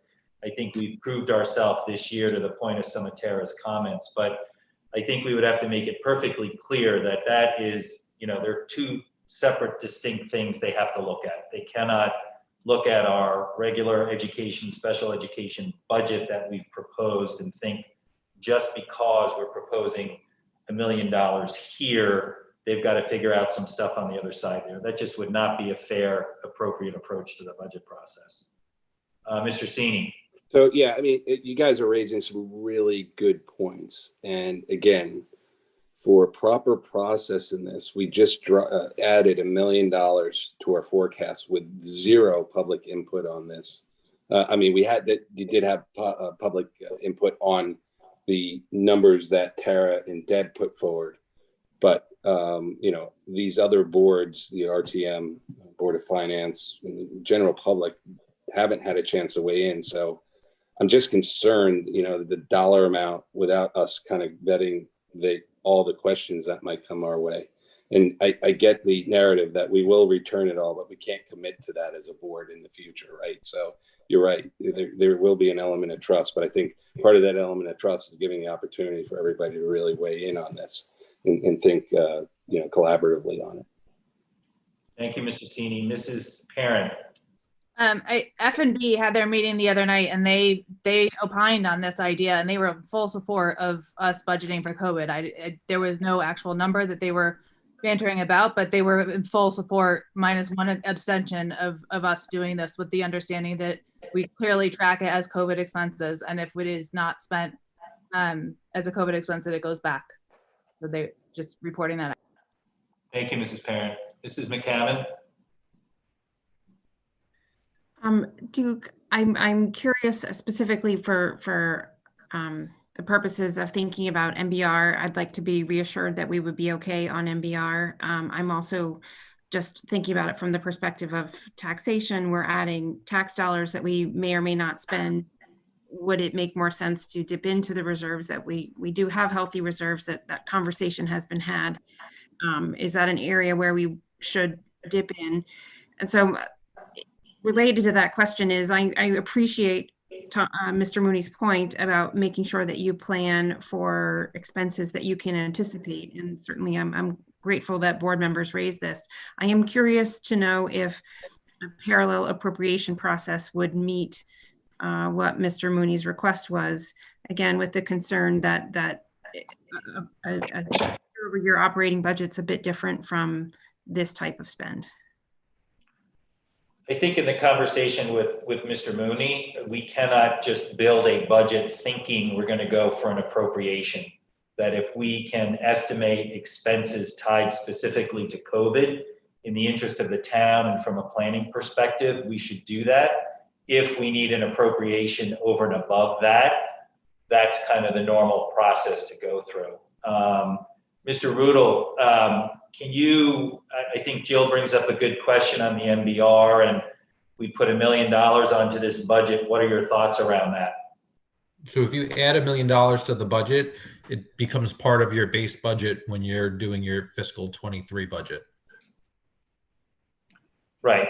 But how do you think we counter that? This conversation happened the other day at RTM F&B too.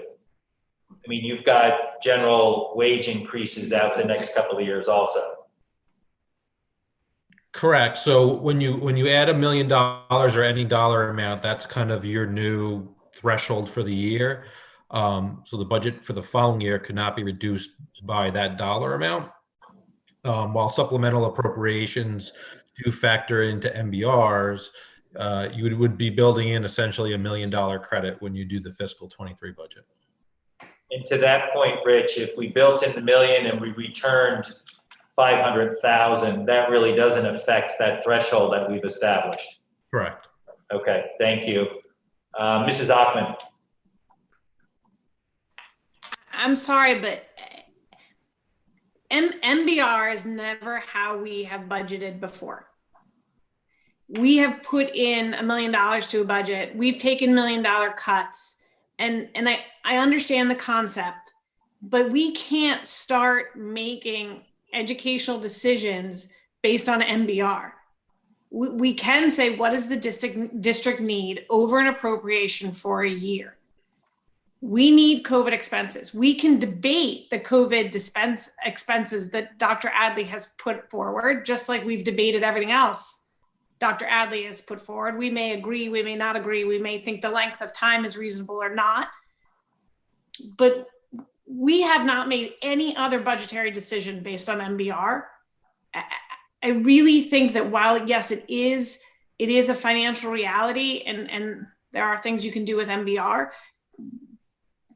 we have to follow our statutory mandate. And maybe what we need to say is there needs to be relief for MBR for COVID expenses, or maybe we need to go to our legislators and we need to talk about MBR being very different this year.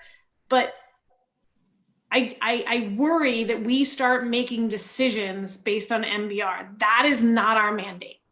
And it has never been our mandate. It wasn't our mandate after special education, our special education crisis, and it's not our mandate after COVID.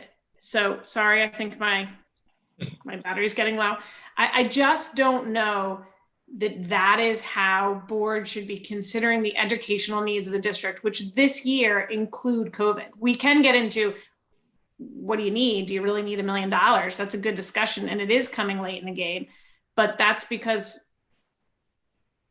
people needed to realize the statutory obligation that we face on this. So I would hate the idea that all of a sudden, because we need to pay for PPE, we're cutting off learning opportunities for kids. I think Duke and Dr. Adley make a really good point. We would need to really go forward and say, this is what we need educationally to move the district forward. And this is from a health and safety standpoint, what we need to move the education forward. And that's where good relationships and trust with boards come. This year, we trusted the Board of Finance that they would be there for our appropriation. We meet with them at a special meeting on Thursday. And we have trusted them in that. We might need to say, now you need to trust us on this. We can't not fulfill our mandate. And we can kind of debate whether what Dr. Adley has put forward is what we really need. Like, that's also our job. So that's my take. MBR, it would be a mistake to make decisions based on MBR. Thank you, Mrs. Achman. Mrs. Ritchie? So just to Rich, on MBR, we can next year have a flat budget. And then of course we have our contractual obligations. Would you, I know this might be hard off the top of your head, know what next year's increase to our contractual obligations? I'm gonna guess it's like over $2 million. So no matter what, we're gonna have $2 million in there for contractual obligations. So I'm not really concerned about MBR, because I think even if we went forth with a flat budget, when we factor in our contractual obligations, I don't think we're going to be looking at a reduced appropriation. But maybe you can touch on that some more for us. Thanks. So your collective bargaining agreements and your wages would exceed $2 million based on what's in place. And depending on what happens with health insurance, you're probably looking at another $250,000 to $750,000 there as well. That was actually the conversation, I believe, that Mr. Davis had at RTM budget also. He, I think, referenced that specifically in terms of contractual obligations. Thank you.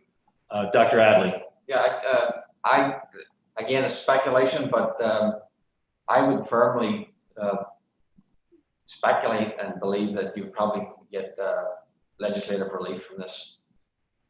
I do honestly, I do think it, but no guarantees in the legislature, but as you know, but I would be pretty confident you would. I think it's something to, I think it was Mrs. Achman's point, we'd have to continue to track and be very closely aligned with any of these topics that come up legislatively, you know, with our leaders up in Hartford. That would make sense. We can bring them up too. Yeah, so. Absolutely. Absolutely. Mr. Brown.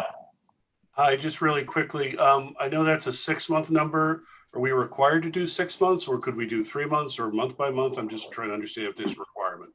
No, Mr. Brown, I'm not under any requirement. I thought what would be reasonable is to plan out for the half the year, but certainly the board, the collective decision as to what way we should do this if we're going to do it. So that's an open discussion, Mr. Brown. I think it's a good question. It's a good question, Mr. Brown. And I think, we probably look at things in the first half of the year and the second half of the year. And I think in part of the conversations we've had, you've got back to school. So you've got everyone coming off summer vacation. Does that start in person? Does that start hybrid? You go right into the holidays. So I think part of it was planning around that.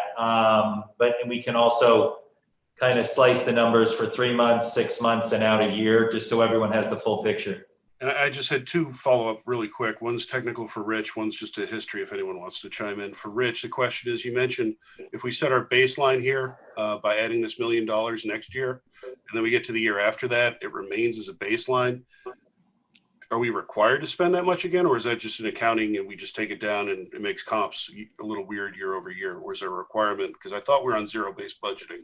At least. You're not required to spend it. So if you were to add this amount, you'd have that $1 million in the budget. Let's say you don't spend any of it. Right. The following year, theoretically, if COVID's over, you would reduce that money from your budget of $1 million. So you'd have $1 million reduction going against whatever your contractual obligations are, any new investments or whatever other changes you had in the budget.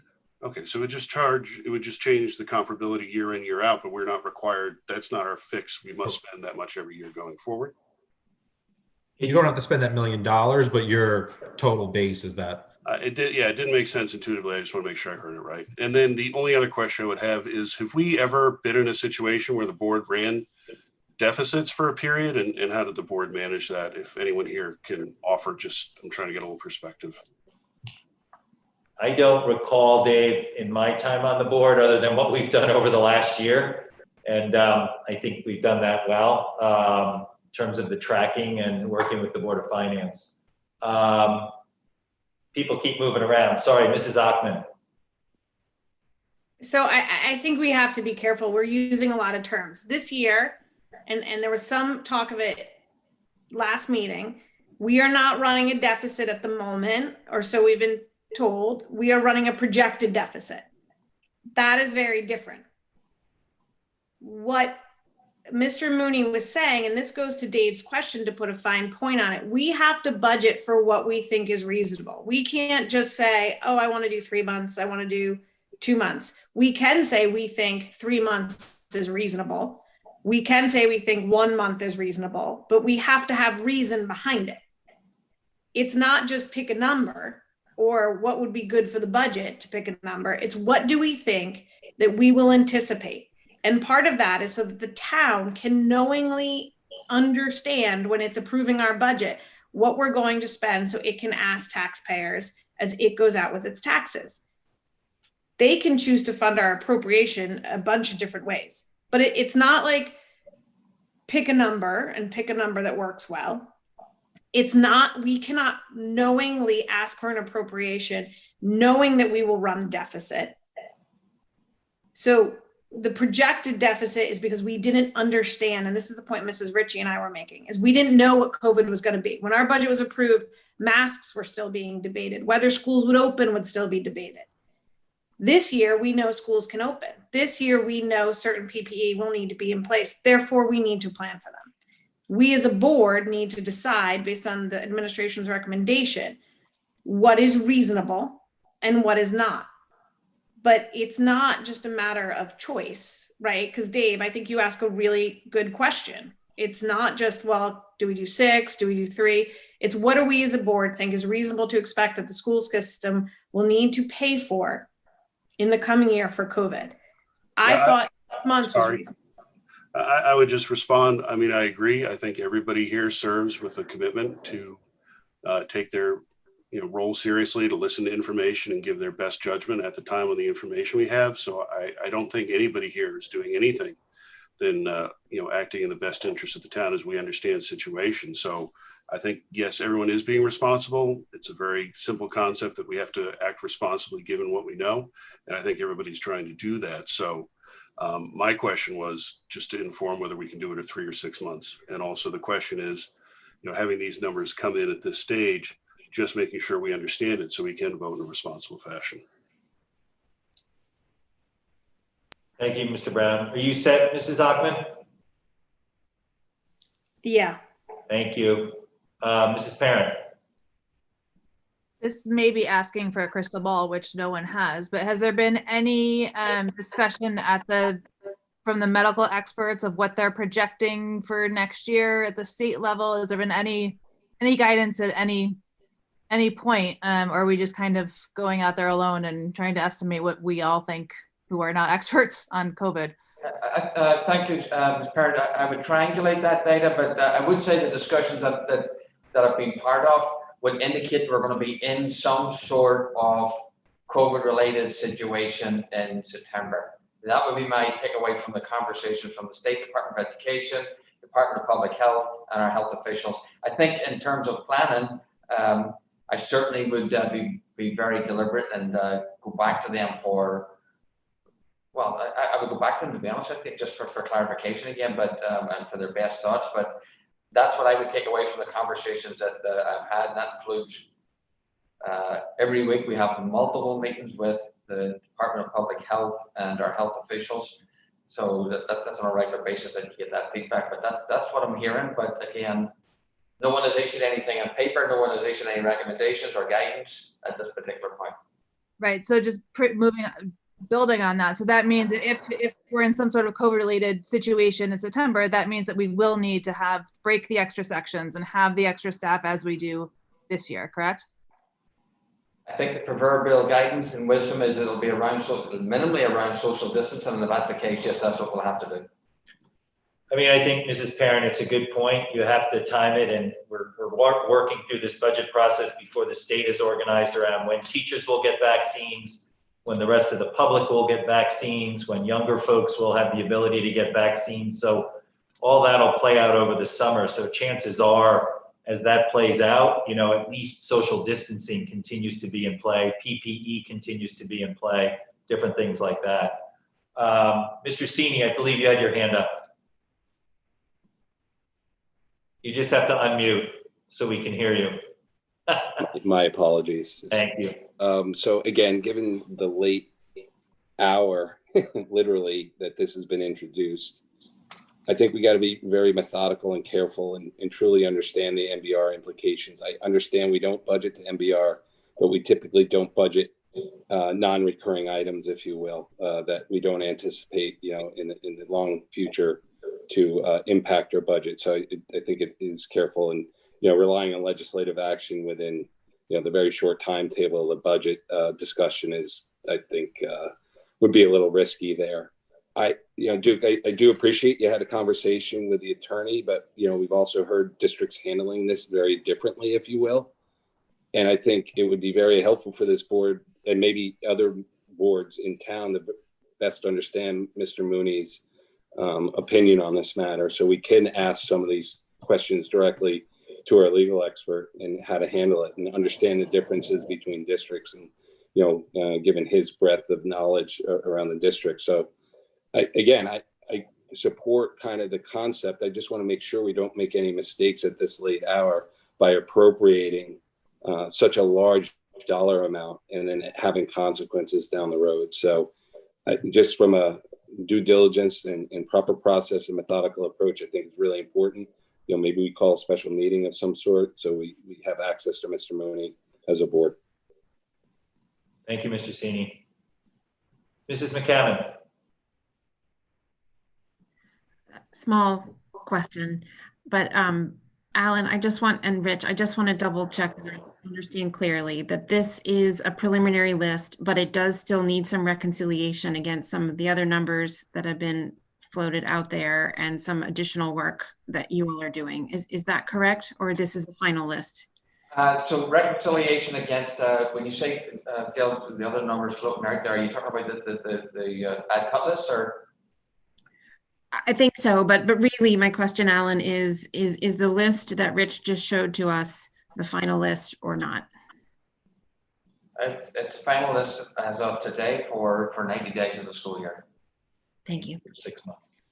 90 days half the school year. Oh, sorry. Follow up. Duke, can I ask a quick follow up? Yes, Mrs. McCammon.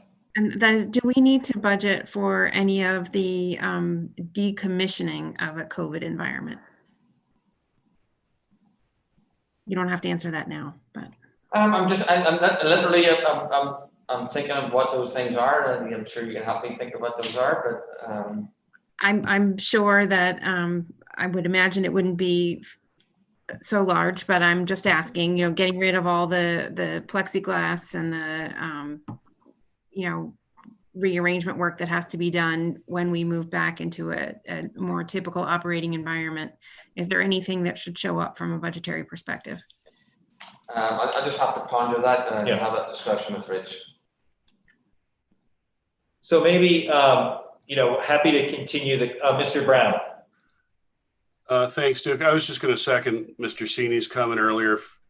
Given the time and given the size of this number, if we need a special meeting, I'd be all for that.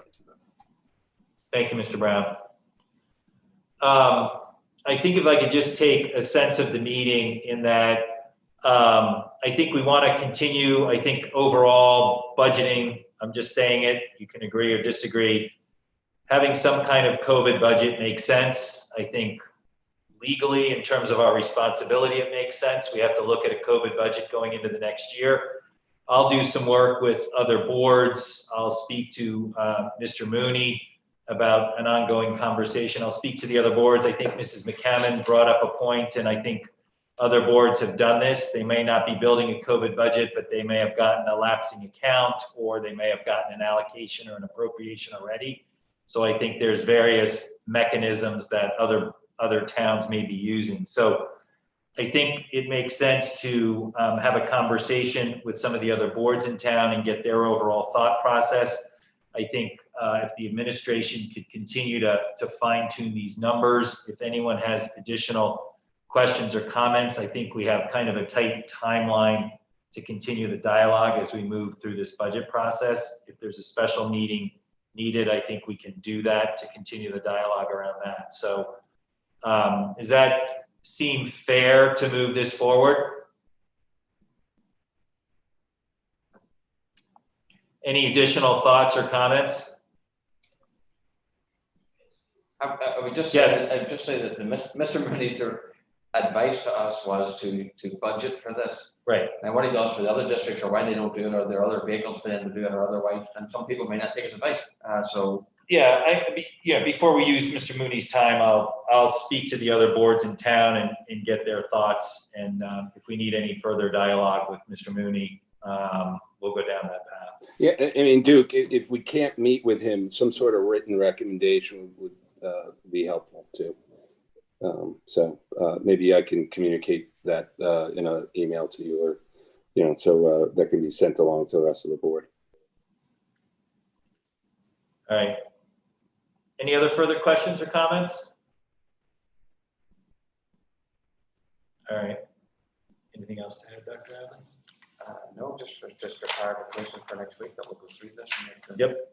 So is it the sense of the board we should, the administration should continue to look at a 6-month projection for these COVID expenses? I mean, we've got the feedback from Deb and from Mrs. Ritchie and Mrs. Achman that's been incorporated. Is there anything else? I think Mrs. McCammon brings up a good point of decommissioning. Is there anything else in looking at that preliminary list that anyone wants to add?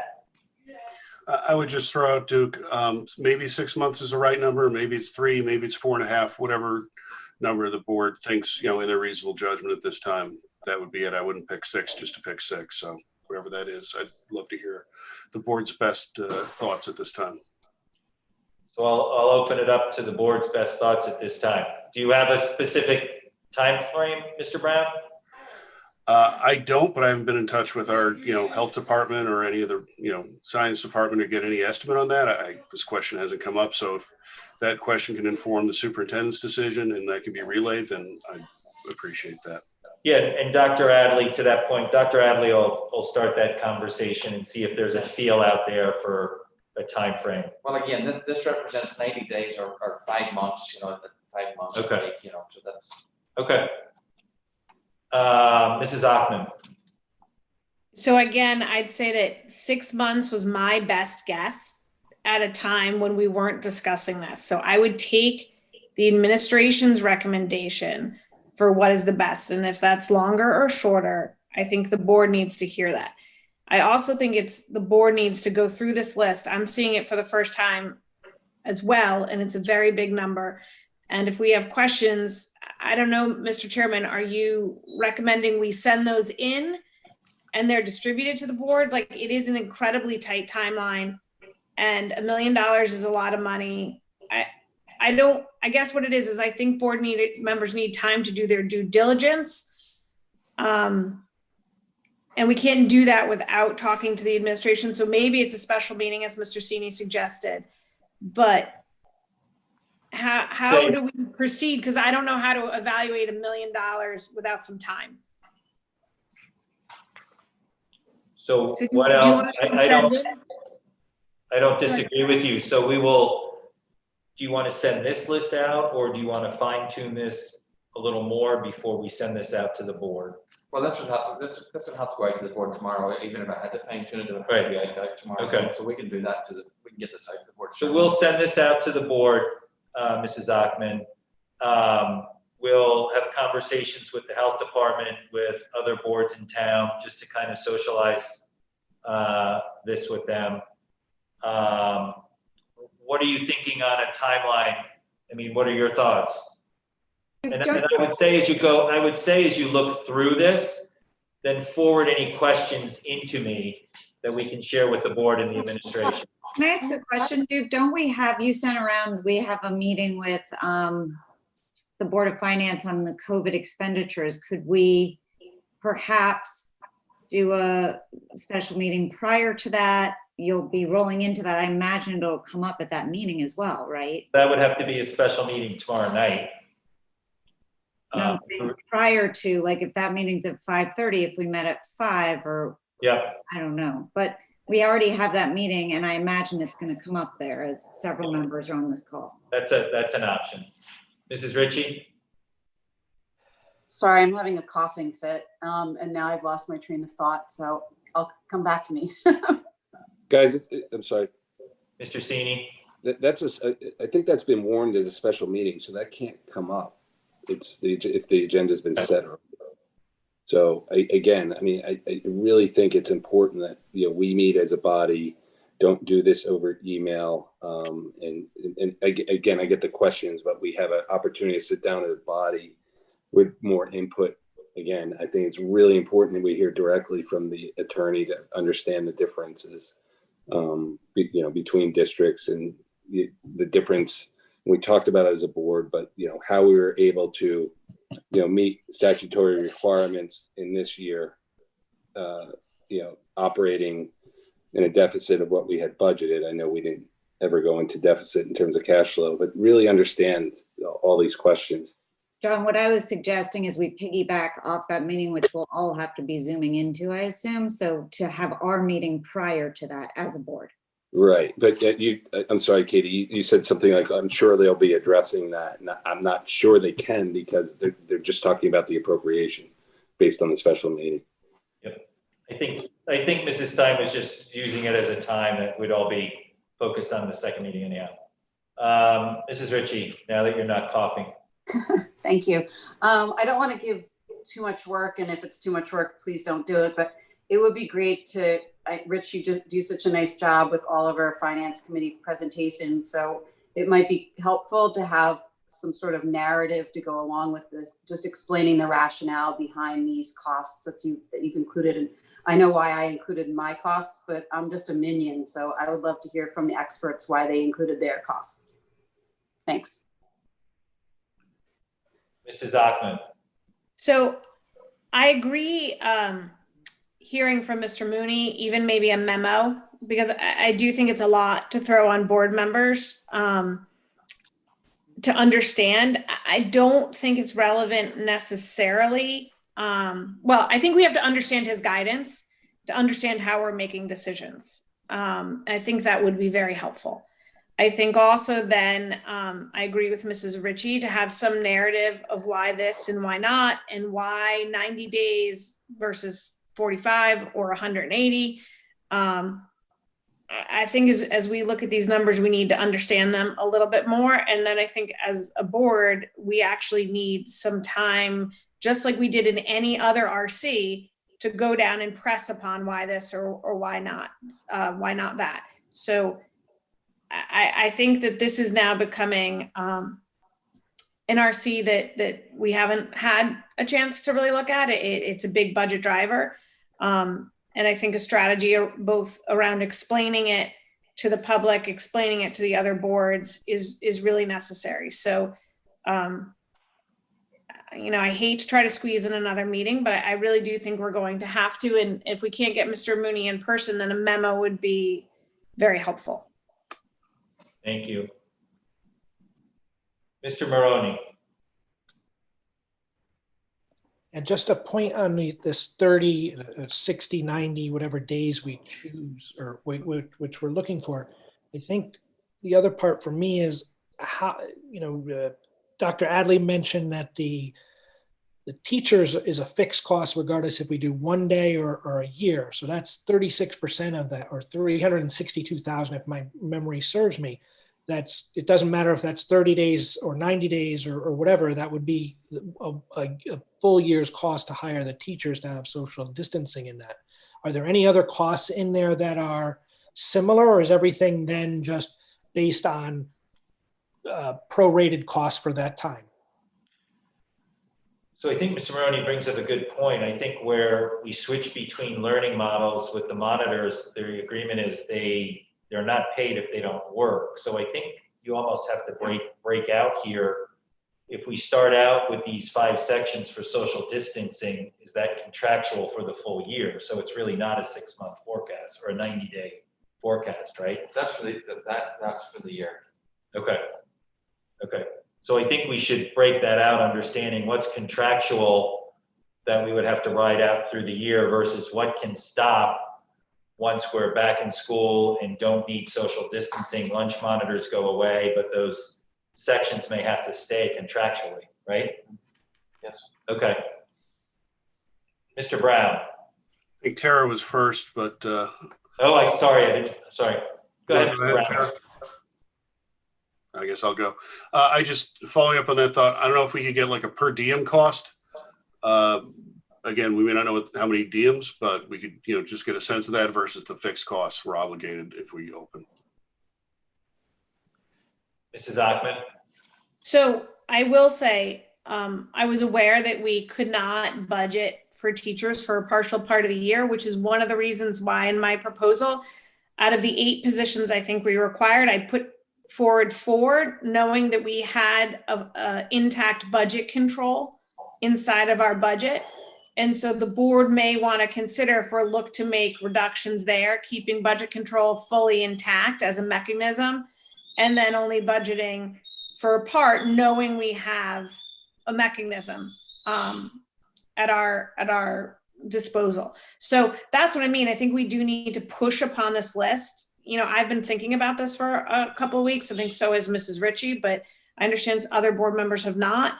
So, but those are the types of things we could push on because that would significantly reduce this particular RC, but you would need to keep budget control intact. So there's some trade-offs we may need to make. Dr. Adley. So can I just ask the board to help me here just a little bit, just with our administrative task? As we look at the different permutations in this, when would A, the meeting be, if we have one, and B, when would you, I'm saying we'll turn this around tomorrow, but the more questions come up, the more I'm just thinking, what would be the time frame for the board to get an updated communication about this, so that, because I'm just thinking of all the things that people. Right. Well, I think also the conversation around these numbers, Rich, you're basing these numbers off of what you've already been working on the past year. So these numbers are kind of from what we've been doing for the year. So you're just kind of pushing that forecast forward. I'm sorry, I'm looking for Rich and I don't see him. There he is. So it's not like anything is new here. These are existing line items that we've tracked, that we've forecasted, that we know the cost, whether we're in full person or hybrid. So you're just kind of forecasting them for 90 days, correct? Correct. So the teachers, for example, and then the materials for the teachers' classes would be a full year, because once you split the class, you kind of split the class, so you're not going to combine it again. Right. But the LPNs, the part-time custodians, those are based on the dollar rate that we know of today, X amount of hours, X amount of days, X amount of locations. Right. Okay.